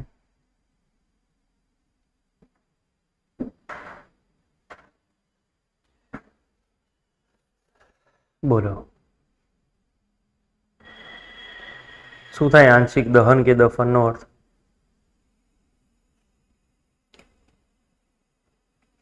બોલો, કોઈ કહેશે? પહેલા એટલે પારસીઓની અંદર આજે પણ આ વસ્તુ આપણને જોવા મળે કે પહેલા શું કરે કે ભાઈ જે બી ડેડ બોડી છે એ ડેડ બોડી પ્રાણી પક્ષીઓને ખાવા માટે મૂકી દેવામાં આવે. ખાસ કરીને પક્ષીઓ, એ લોકોને ખાવા માટે મૂકી દેવામાં આવે. થોડા દિવસ સુધી એ રહે, પ્રાણી પક્ષીઓને જેટલું ખાવું એટલું ખાઈ લે, પછી જે વધે એને કાં તો સળગાવી દે કાં તો શું કરી નાખે, દફન કરી નાખે. આઈડિયા આવે છે? એને શું કહેવાય? આંશિક. એટલે પહેલા પક્ષીઓ માટે રાખે. ખબર છે ગીધ બીધ ને આ બધું અમુક મૂવીઝ ને એમાં પણ બતાવતા હોય છે. એના માટે ઓપન રાખે, પક્ષીઓ બધા ખાઈ લે, જેટલું વધે એને કાં તો સળગાવી દે અને કાં તો શું કરી નાખે, દાટી દે. આજે પારસીઓની અંદર આપણને આ પ્રથા જે છે એ જોવા મળે છે. તો મૃત્યુ બાદની 3 પદ્ધતિઓ છે: દહન છે, દફન છે અને પછી આંશિક દહન કાં તો શું મળે, જોવા મળે. આટલી વસ્તુ મેઇન છે જે આ સમાજ જે છે એની સાથે જોડાયેલી છે. ત્યારબાદ જો આપણે ચર્ચા કરીએ તો આ સમાજ જે છે એની લિપિની ચર્ચા કરવી બહુ જરૂરી છે. એક્ઝામની અંદર આ લિપિ જે છે એની અંદરથી આપણને ક્વેશ્ચનો જે છે અવારનવાર પૂછાતા હોય છે. ઓકે, આ લિપિ પહેલા સમજી લેજો, પછી લખજો. બોર્ડ તમારા માટે ઓપન રાખીશ, પહેલા જોઈ લેજો, એકવાર સમજી લો બરોબર કે લિપિ જે છે એમાં DYSO ની અંદર બહુ વિચિત્ર રીતે ક્વેશ્ચન પૂછ્યો હતો કે લિપિ જે છે એનું નામ શું છે? તો પહેલા તો લિપિનું નામ છે બ્રુસ્ટોફેડન. આ લિપિનું નામ છે બ્રુસ્ટોફેડન જે છે એ આ લિપિનું નામ છે, બરાબર. પણ DYSO માં બ્રુસ્ટોફેડન ઓપ્શનમાં નહોતું. લિપિનું નામ છે બ્રુસ્ટોફેડન પણ ઓપ્શનમાં નહોતું. ઓપ્શનની અંદર શું લખ્યું હતું? પિક્ટોગ્રાફી. તો આ બ્રુસ્ટોફેડન લિપિ જે છે એ પિક્ટોગ્રાફી સ્વરૂપે છે. ઓપ્શનમાં બ્રુસ્ટોફેડન નહોતું, પિક્ટોગ્રાફી લખી હતું. પિક્ટોગ્રાફીનો અર્થ શું થાય છે? તો એ ચિહ્ન કે ચિત્ર સ્વરૂપે છે. ચિહ્ન કે ચિત્ર સ્વરૂપે છે. ચિહ્ન કે ચિત્ર સ્વરૂપે આપણને જોવા મળે છે. ઉદાહરણ તરીકે આવું ચિહ્ન એ લોકો કરે, આવું ચિહ્ન એ લોકો કરે, આવું ચિહ્ન એ લોકો કરે. ખ્યાલ આવે છે? આમાં જુદા જુદા આપણને ચિહ્નો જે છે એ જોવા મળે. હવે આ શું કહેવા માંગે એ તો ખબર પડે નહીં આપણને. ધારો કે આ ચિહ્નો છે, શું કહેવા માંગે છે એ તો આપણને ખબર જ નથી. તો ચિહ્ન કે ચિત્ર સ્વરૂપે આપણને જોવા મળે. અને એટલા માટે સિંધુ સભ્યતાની લિપિ ઉકેલાઈ નથી. જ્યારે મેસોપોટેમિયાની જે લિપિ છે એ શબ્દ સ્વરૂપે છે, એટલા માટે એ ઉકેલાઈ ગઈ. આ પોઈન્ટ ખાસ તમારે યાદ રાખવાનો. ચિત્ર સ્વરૂપે છે, જેથી સિંધુ સભ્યતાની લિપિ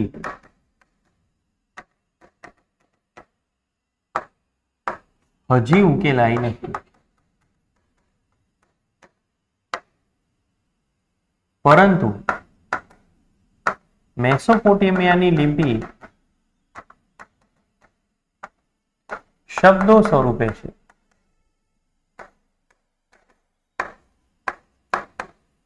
શબ્દ સ્વરૂપે, જેથી તે ઉકેલાઈ ગઈ.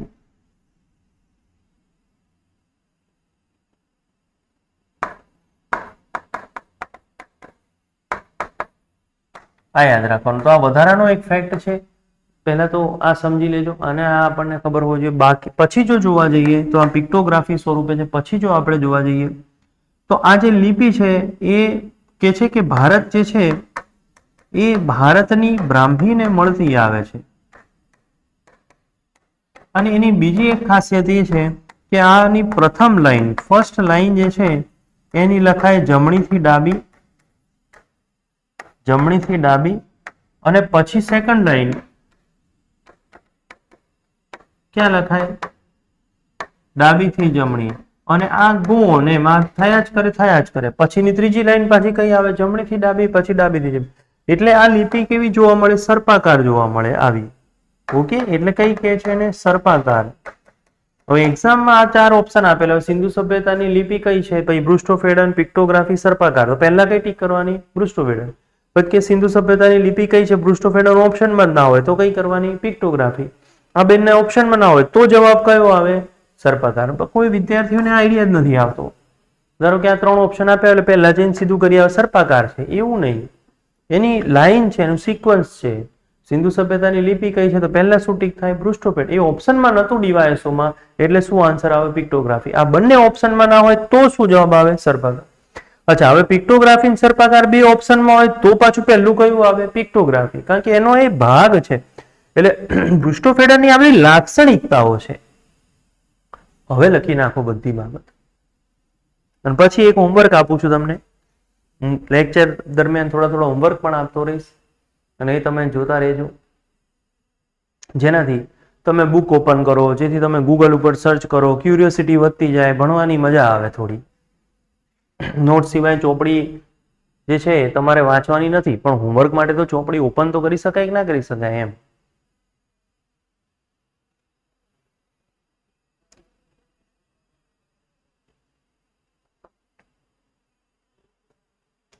લખી નાખો પહેલા.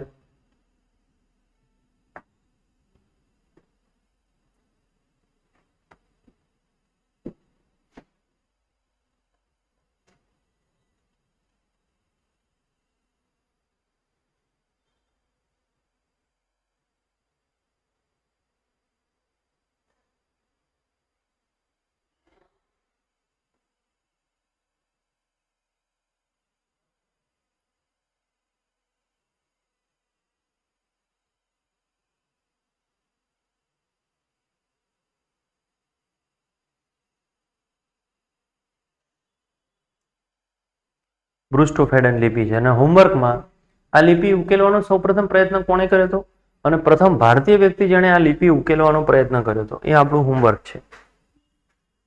તમને હું હોમવર્ક આપું છું, સર્ચ કરજો. સિંધુ સભ્યતાની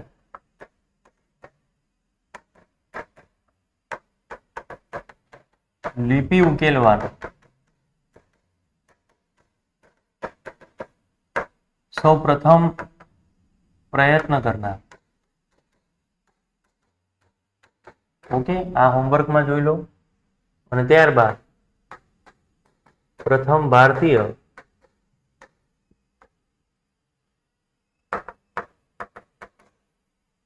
સિંધુ સભ્યતાની લિપિ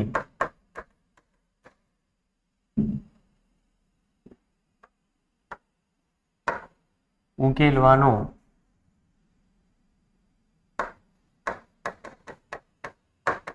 પ્રયત્ન કરનાર. બધામાં પ્રયત્ન એટલા માટે લખ્યું છે કારણ કે સક્સેસ તો મળી નથી, લિપિ તો ઉકેલાઈ નથી. આઈડિયા આવ્યો? આજે બી સિંધુ સભ્યતાની લિપિ ઉકેલાઈ જ નથી, સક્સેસ તો મળી જ નથી. તો આ વસ્તુ જે છે યાદ રાખવાની. આ બંને શોધી લો, નેક્સ્ટ લેક્ચરમાં હું સોલ્વ કરાવી દઈશ. તમારો જવાબ મારા જવાબ સાથે ટેલી કરી દઈશું. ઓકે,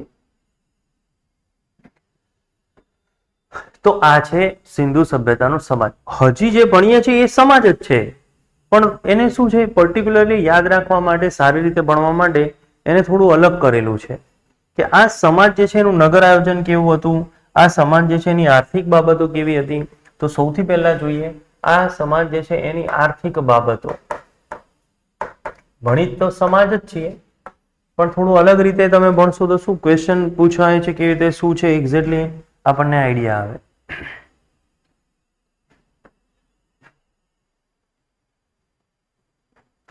સમાજ જે છે એની આર્થિક બાબતો. તો નંબર 1 મેં તમને કીધું એ પ્રમાણે સિંધુ સભ્યતાનો મુખ્ય વ્યવસાય અથવા મુખ્ય આર્થિક પ્રવૃત્તિ બોલો એ કયો છે? વેપાર. આ યાદ રાખવાનો. એનો મુખ્ય આર્થિક પ્રવૃત્તિ એ લોકોનો કયો કહેવાય? વેપાર.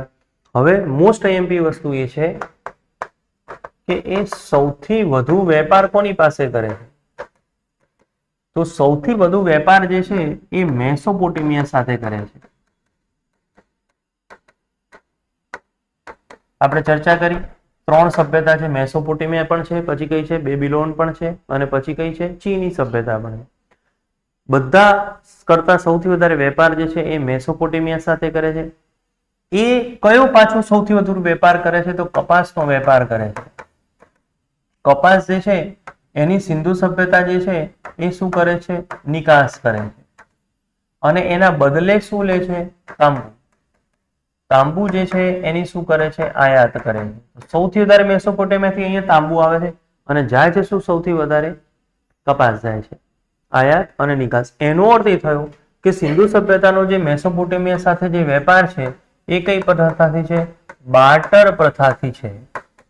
બાર્ટર પ્રથા એટલે કઈ પ્રથા કહેવાય? આપ લેની પ્રથા. આપણે કહીએ ને એક હાથ દે એક હાથ લે, આપણે જે કહીએ છીએ ને એ, તો એ આપ લેની પ્રથા છે. લખી નાખો.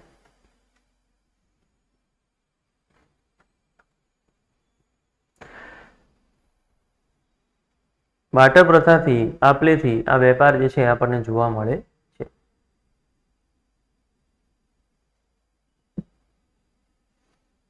અને અહીંયા એક ટ્રેજડી થઈ ગઈ. પીઆઈ પરીક્ષાની અંદર એક ક્વેશ્ચન પૂછાઈ ગયો હતો કે સિંધુ સભ્યતા જે છે એની ખેતીની જો બાબતની ચર્ચા કરીએ તો સિંધુ સભ્યતા એની ખેતીની અંદર સૌથી વધારે કયા પાકનું ઉત્પાદન કરે છે? આ એક્ઝામની અંદર પૂછાયું હતું. ખેતીની અંદર તો ખેતી વર્ષા આધારિત છે. ઓકે, માનવીય સિંચાઈ જોવા મળી છે, મશીનોથી નહીં પણ માનવીય સિંચાઈ જોવા મળી. ખબર છે ને, જેને આરા કહેવામાં આવે છે, આમ પાળી બાંધી દે નાની નાની, આરુણી નામની વાર્તા પણ આવતી હતી, એ બધી વાર્તા એમ. તો માનવીય સિંચાઈ જે છે આપણને જોવા મળી. વર્ષા આધારિત આપણને ખેતી જે છે એ આપણને જોવા મળી. એવું પણ આપણને જોવા મળ્યું કે એક સાથે બે પાક લેતા હતા. એક સાથે બે પાક જે છે એ સિંધુ સભ્યતા લે છે, એ પણ આપણને જોવા મળ્યું. બીજું, સૌથી વધારે વેપારી પાક કયો છે? તો એ આપણને ખબર પડી ગઈ. સૌથી વધુ વેપારી પાક અને સૌથી વધારે નિકાસ જે છે એ કોની કરે છે? તો એ કપાસની કરે. પણ પીઆઈ પોલીસ ઇન્સ્પેક્ટરની એક્ઝામે છોકરાઓ સાથે ગેમ રમી લીધી. એવું પરીક્ષામાં પૂછ્યું સૌથી વધારે ઉત્પાદન કયા પાકનું થાય છે? સૌથી વધુ ઉત્પાદન કયા પાકનું થાય છે? આવું કરી નાખ્યું. અને ઉત્પાદન જે છે એ ઘઉંનું થાય. આ મોસ્ટ ઓફ પીઆઈના છોકરાઓ સાથે એક જબરજસ્ત ગેમ થઈ ગઈ. બધા ભણ્યા કરે કપાસ કપાસ કપાસ, નિકાસમાં કપાસ, આમાં કપાસ, પણ પૂછાઈ ગયું ઉત્પાદન. ઉત્પાદન જે છે એની અંદર આવો. ખાલી એક ઉદાહરણ આપું. તમને કોઈ એવું પૂછે કે મીઠાઈના દુકાનવાળો સૌથી વધારે શું બનાવે? તો મીઠાઈ જ જવાબ આવે. સૌથી વધારે વેપાર કોનો કરે? મીઠાઈનો. પણ તમે એમ કહો સૌથી વધારે ઘરે શું ખાય? તો રોટલી જ ખાધી હોય ને, મીઠાઈ થોડી ખાધી હોય. આઈડિયા આવે છે? બધા 3-3 રોટલી, 2-2 રોટલી રોજ ખાતા હોય ને એની તમે નક્કી કરો કે કેટલા વર્ષ સૌથી વધારે શું ખાધું? રોટલી ખાધી હોય. એ રીતે સિંધુ સભ્યતા સૌથી વધારે ઉત્પાદન કોનું કરે? તો ઓવરઓલ સભ્યતા જુઓ તો સૌથી વધારે ઉત્પાદન કોનું કરે છે? ઘઉંનું. પણ વેપાર કોનો કરે સૌથી વધારે? તો કોનો કરે છે? કપાસ. તો પીઆઈ પરીક્ષામાં બધા કપાસ કપાસ કપાસ ટીક કરીને આયા. હજી એ બધા તૈયારીઓ જ કરી રહ્યા છે. ખોટું છે. ઘઉં આવે. સૌથી વધારે ઉત્પાદન જે છે એ ઘઉંનું કરે છે. લગભગ તમામ પાકના જાણકાર છે. લગભગ તમામ પાકોના જાણકાર છે. ઓકે, ઘઉં છે, ડાંગર છે, તેલીબિયા છે, એક્સેટ્રા બધા પાકોના છે. પરંતુ એવું કહેવાય છે, પરંતુ શેરડીથી અજાણ હતા. શેરડી શું છે એ લોકોને નહોતી ખબર. આમ બધા પાકોના જાણકાર છે, પણ શેરડીથી અજાણ છે. શેરડીના પુરાવા એ લોકોની ખેતીમાં મળી નથી. ઓકે, આના સિવાય ગળીના પણ જાણકાર છે. આ પણ યાદ રાખજો. ગળીની ખેતી થતી હતી. ગળીની ખેતી છે. ઇન્ડિકા. અને કદાચ તમે રિતિક રોશનનું મોહેન્જો-દડો મૂવી જોયું હોય તો જોજો. એ રિતિક રોશન જે છે ગળી વેચતો બતાવ્યો. જોયું તમે મોહેન્જો-દડો મૂવી? એમાં એને ગળી વેચતો બતાવ્યો છે.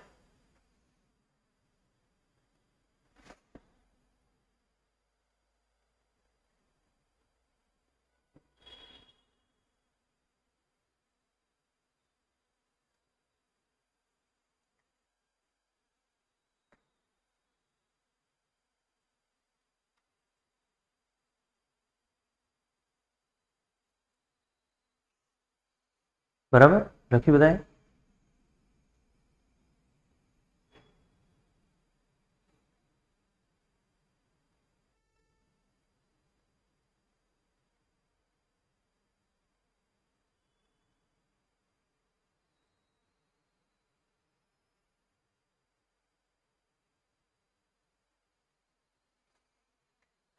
નેક્સ્ટ જો જોવા જઈએ તો જો આ ખેતીની વાત થઈ.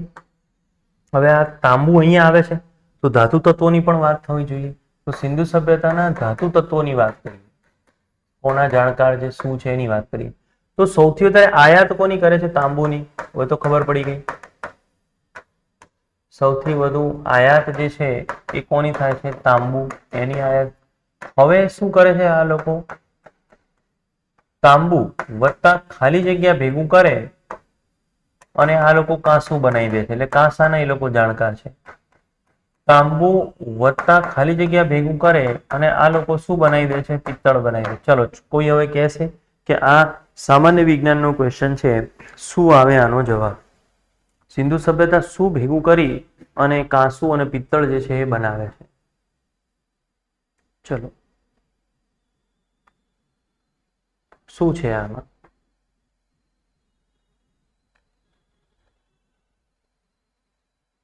શું ભેગું કરીને શું બનાવે છે? સાયન્સ બેકગ્રાઉન્ડ થી કોણ તમારામાંથી? તમારું કયું છે?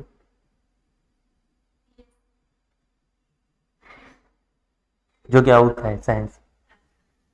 તાંબુ અને ટીન ભેગું કરી અને આ લોકો કાંસુ બનાવે છે. તાંબુ અને જસત અથવા તો ઝીંક ભેગું કરી અને આ લોકો શું બનાવે? એનો અર્થ એ થયો કે સિંધુ સભ્યતા જે છે એ સોનુના જાણકાર છે. સોનું શું છે? ચાંદીના જાણકાર છે. ચાંદી શું છે એના જાણકાર હતા. અકીક જે છે એના જાણકાર હતા. તાંબુ જે છે એના જાણકાર હતા. ટીન છે, જસત છે, કાંસુ જે છે, પિત્તળ જે છે વગેરેના શું છે એ જાણકાર છે. પણ મોસ્ટ આઈએમપી વસ્તુ એ ધ્યાન રાખજો, એ આનું નકાશી કામ પણ કરતા.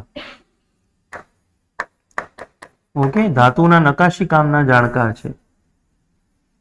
આ યાદ રાખજો.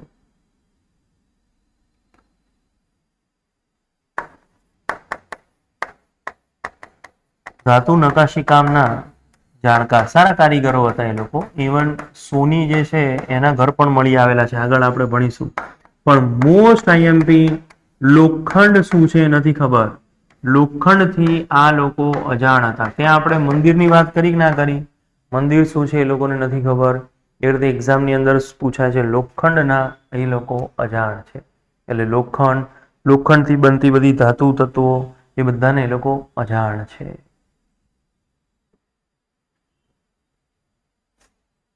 આ યાદ રાખજો ખાસ, લોખંડથી અજાણ છે. તો ખેતીની બાબત છે, ધાતુ તત્વોની, હજી આગળ ઘણી બધી બાબતો આવે છે. આર્થિક બાબતોમાં ચર્ચા કરીએ એની.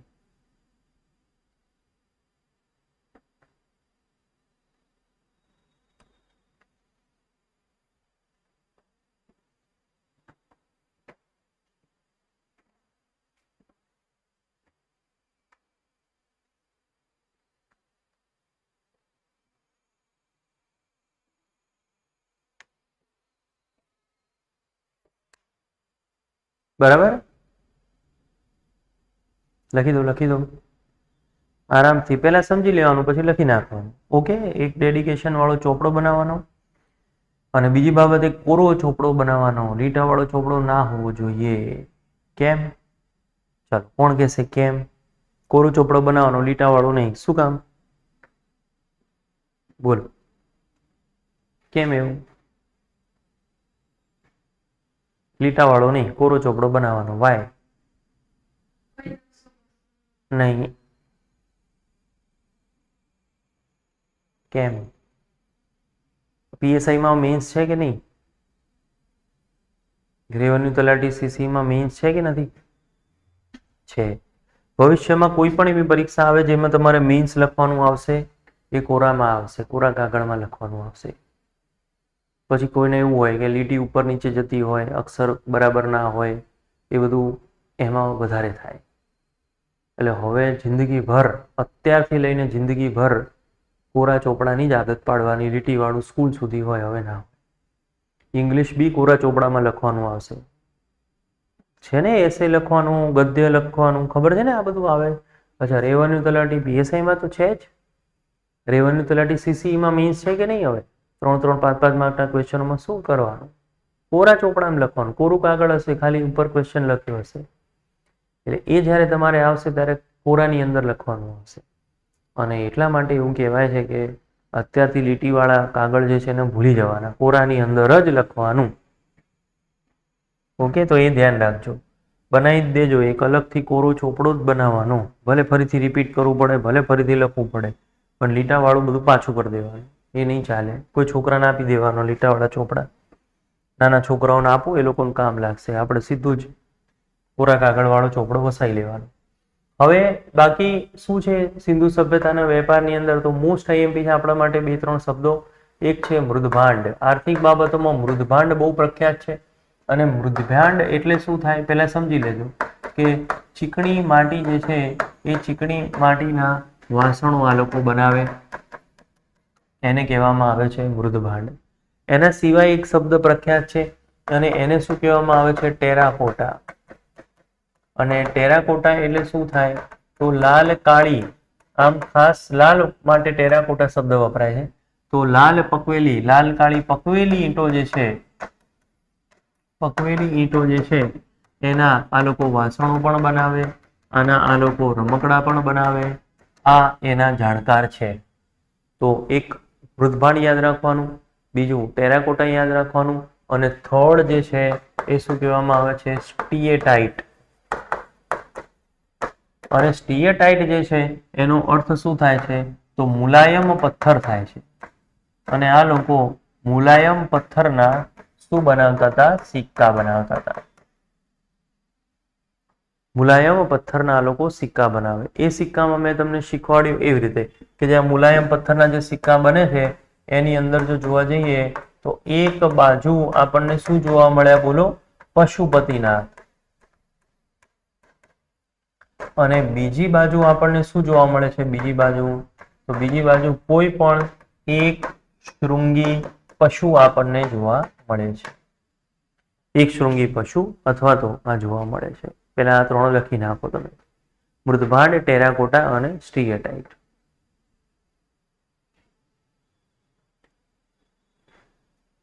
મૃદભાંડ, ટેરાકોટા અને સ્ટીએટાઇટ.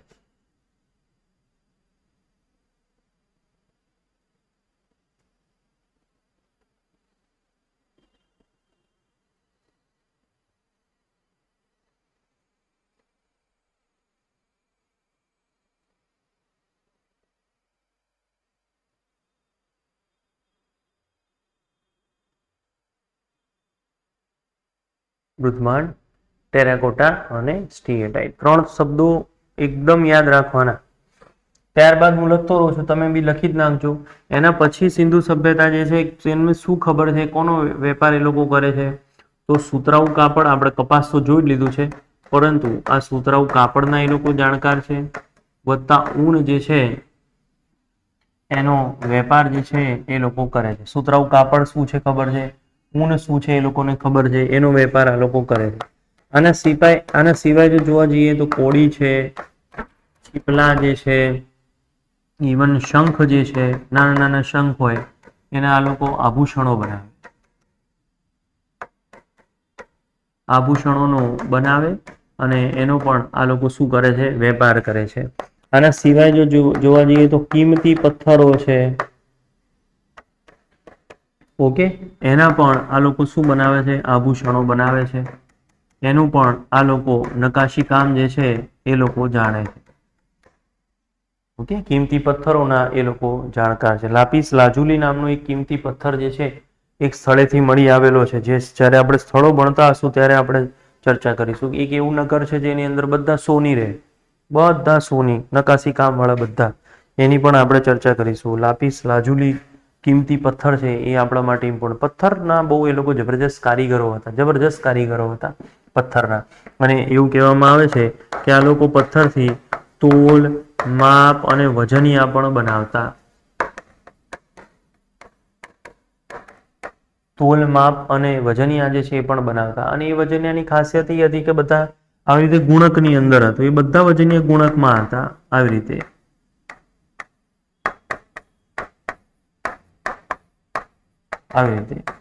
એમાંથી 16 અને 32 ના માપ જે છે એ મુખ્ય હતા, તો વધારે પ્રચલિત હતા. આવી રીતે 2, 4, 8, 16. અને બીજું આ લોકોને માપણીનું એવું તો કઈ હતું નહીં એ લોકો પાસે, એટલે એ લોકો શું કરે, ડબલ કરે. એક અહીંયા પથ્થર મૂકે, એક એનાથી મોટો પથ્થર કરે. પછી અમુક એવા નિષ્ણાતો હતા અને એ નિષ્ણાતો શું કરે, ચેક કરે હા આનાથી ડબલ વેઇટનો છે, પછી એના કરતા ઓર ડબલ વેઇટનો પથ્થર મૂકે. આમ કરીને તોલ માપ વજનિયા બનાવવાવાળા માણસો હતા, જે એક જ માપના તોલ માપ વજનિયા બનાવે. એમ 2, 2 ના માપના, પછી 4, 4 ના માપના, પછી એનાથી ડબલ ના માપના, 16 ના માપના, 32 ના માપના, 64 ના માપના. આવી રીતે શું કરે એ લોકો, તોલ માપ વજનિયા જે છે એ બનાવે. એમાંથી 16 અને 32 વાળા જે છે એ ખૂબ જ પ્રખ્યાત હતા. આ વસ્તુ જે છે એ ધ્યાન રાખવાનું આપણે.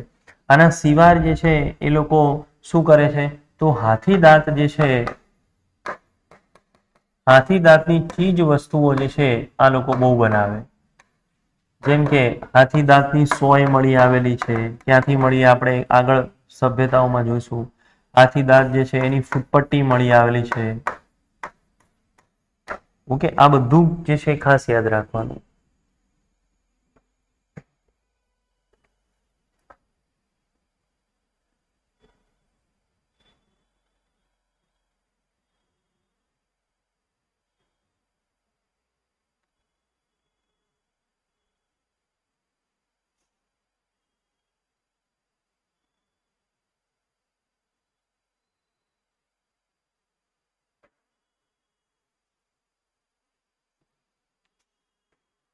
ઘણી બધી એવી નાની નાની વસ્તુઓ છે. એ લોકો માછલી પકડવાની જાળી પણ બનાવે છે, જહાજ ઉદ્યોગ સાથે જોડાયેલા છે, મકાન બનાવે છે આ લોકો. એક આ જહાજનું યાદ રાખજો, જહાજ ઉદ્યોગ, માછીમારી, એમ એટલે જહાજ બનાવવા હો, માછીમારી, આ બધાના પણ શું છે, જાણકાર છે. અને લોથલ વિશ્વનું સૌથી પ્રાચીન બંદર આપણને મળી આવેલું. બોલો, મેસોપોટેમિયા જોડે વિશ્વનું સૌથી પ્રાચીન નથી. આટલી મોટી પ્રાચીન સભ્યતા જે તો હોય, સિંધુ સભ્યતાનું લોથલ બંદર વિશ્વનું સૌથી પ્રાચીન બંદર છે. બોલો, એટલે એનો અર્થ એ થયો કે મેસોપોટેમિયા કોઈ બંદર નથી બનાવ્યું, દરિયાઈ વેપાર કરે, બંદર જે છે એ નથી બનાવ્યું. તો આમ જો જોવા જઈએ તો સિંધુ સભ્યતા જે છે એ દરિયાઈ વેપાર પણ કરે છે, વિદેશ વેપાર પણ કરે છે. તો યાદ રાખજો, સિંધુ સભ્યતા આંતરિક વેપાર કરે છે, સિંધુ સભ્યતા જે છે એ વિદેશ વેપાર કરે છે, સિંધુ સભ્યતા જે છે એ દરિયાઈ વેપાર કરે છે. આ બધું છે સિંધુ સભ્યતામાં જ છે. આવું શું કામ લખ્યું, આ પોઈન્ટ શું કામ લખ્યું? કારણ કે જ્યારે આપણે વૈદિક સભ્યતા ભણીશું ત્યારે આ લોચા થઈ જશે. વૈદિક સભ્યતામાં આંતરિક વેપાર છે પણ વિદેશ અને દરિયાઈ વેપાર નથી. વૈદિક સભ્યતામાં આવું નથી. ઓકે, તો વૈદિક સભ્યતાના કમ્પેરિઝનમાં આપણને કામ લાગે. સિંધુ સભ્યતા પછી આપણે ભણવાના છે વૈદિક સભ્યતા, એમાં વિદેશ વેપાર કે દરિયાઈ વેપાર છે જ નહીં. તો એના માટે જે છે આપણને આ વસ્તુ જે છે એ કામ લાગે.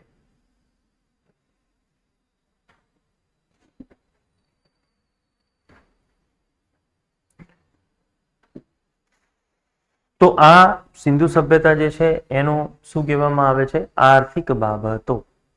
સિંધુ સભ્યતાની આર્થિક બાબતો. હવે જે છે એ શું છે, સિંધુ સભ્યતાનું નગર આયોજન. સિંધુ સભ્યતાનું નગર આયોજન. નગર આયોજન.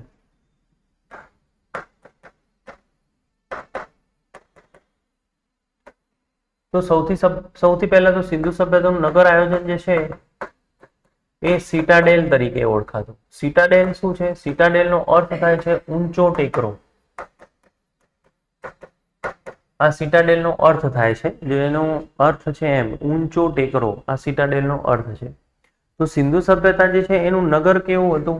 તો એવું કહેવામાં આવે છે કે સિંધુ સભ્યતાની અંદર એવું સિસ્ટમ એવી હતી કે પશ્ચિમ જે છે એ પશ્ચિમનો ઊંચો ભાગ હતો, ઊંચો ભાગ અથવા એને ટેકરો કહેવાય, અને કહેવામાં આવે છે કે પૂર્વનો નીચો ભાગ. આ બે રીતે જે છે એ આ સિટાડેલ વ્યવસ્થા જે છે એ વહેંચાયેલી હતી.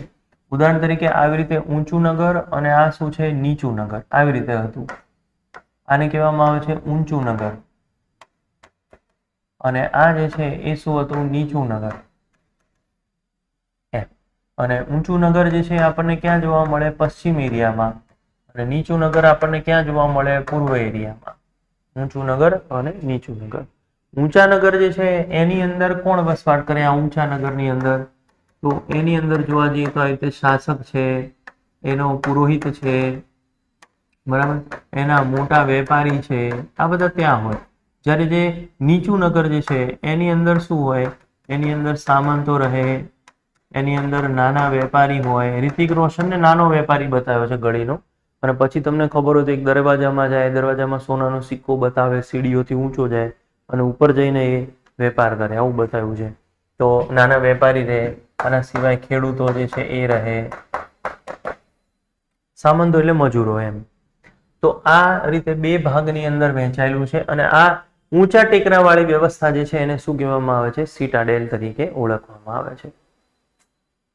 ઓકે, અને સિટાડેલ તરીકે ઓળખવામાં આવે છે. ફરીથી એક હોમવર્ક આપીશ.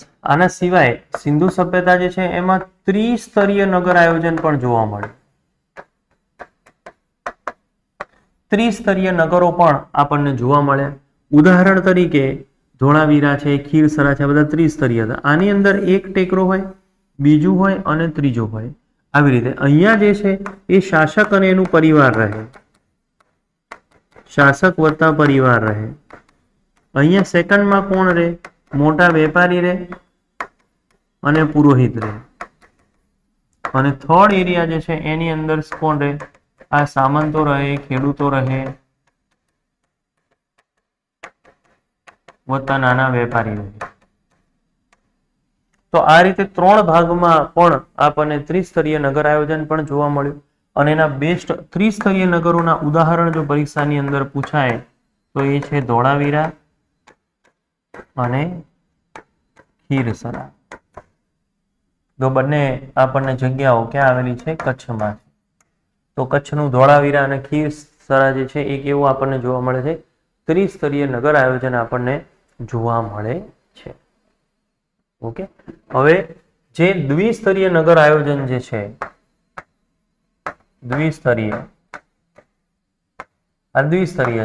એના ઉદાહરણ હોમવર્કમાં જોઈ લો અને નેક્સ્ટ લેક્ચરમાં એને સોલ્વ કરી દેશે. ઓકે, આ હોમવર્ક શું કામ આપું? તમે ગૂગલ ઉપર સર્ચ કરો, ચેટ જીપીટીમાં તમે જાઓ, પુસ્તક હું તમને વાંચવાનું નથી કહેતો, વાંચવાની આપણી નોટ્સ જ છે, પણ ઓપન તો કરવી પડે, ખબર તો પડવી જોઈએ શું છે શું નહીં. એ બાને થોડું પુસ્તકીય જ્ઞાન જે છે એ તમને મળી જાય. એ બાને કોઈ પુસ્તક વાંચીને થોડું એના ઉપર નજર ફેરવી દે.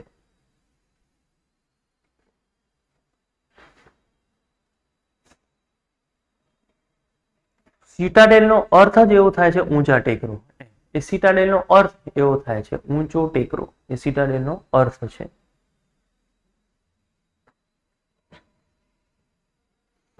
હવે જે આ મકાનો જે અહીંયા બને છે, સિંધુ સભ્યતા જે છે આ ટેકરા બનાવ્યા બરાબર છે, પણ સિંધુ સભ્યતા જે છે એના મકાનો 3 માળ સુધીના મકાનો જોવા મળે. 3 માળ સુધીના મકાનો જે છે એ હતા. આ મકાનો જે છે એ અમુક જગ્યાએ કાચી ઈંટોના પણ છે, કાલીબંગા જેવી જગ્યામાં કાચી ઈંટોના છે, પણ મહત્તમ જે છે એ લાલ પકવેલી ઈંટોના જોવા મળે. હવે આની અંદર ખાસ યાદ રાખવાનું છે ઈંટોનું માપ. હવે ઈંટોનું જે માપ છે એમાં બધા આ ફોલો કરી દે છે 4:2:1. ઓકે, ડન છે, સાચું છે, પણ એક રીતે લોચાવાળું છે. 4:2:1. ગુજરાતની અંદર લંબાઈ પહોળાઈ ઊંચાઈ ફોલો કરવામાં આવે છે.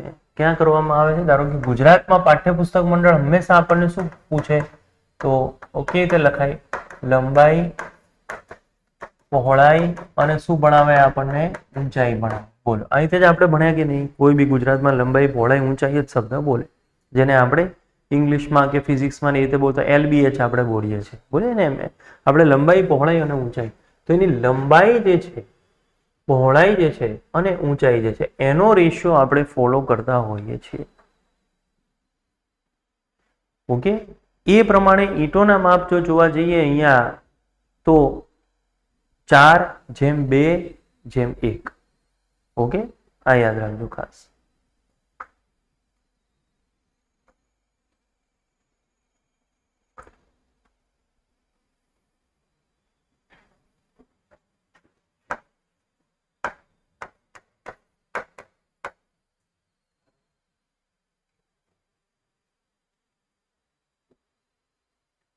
પણ અમુક એનસીઆરટી વાળા ભણવાવાળા, સીબીએસઈ વાળા ભણવાવાળા એ લોકો ઊંધું કરે છે.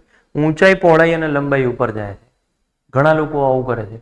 એટલા માટે ઇન્ટરનેટ ઉપર કોઈ સર્ચ કરે છે ને તો એમાં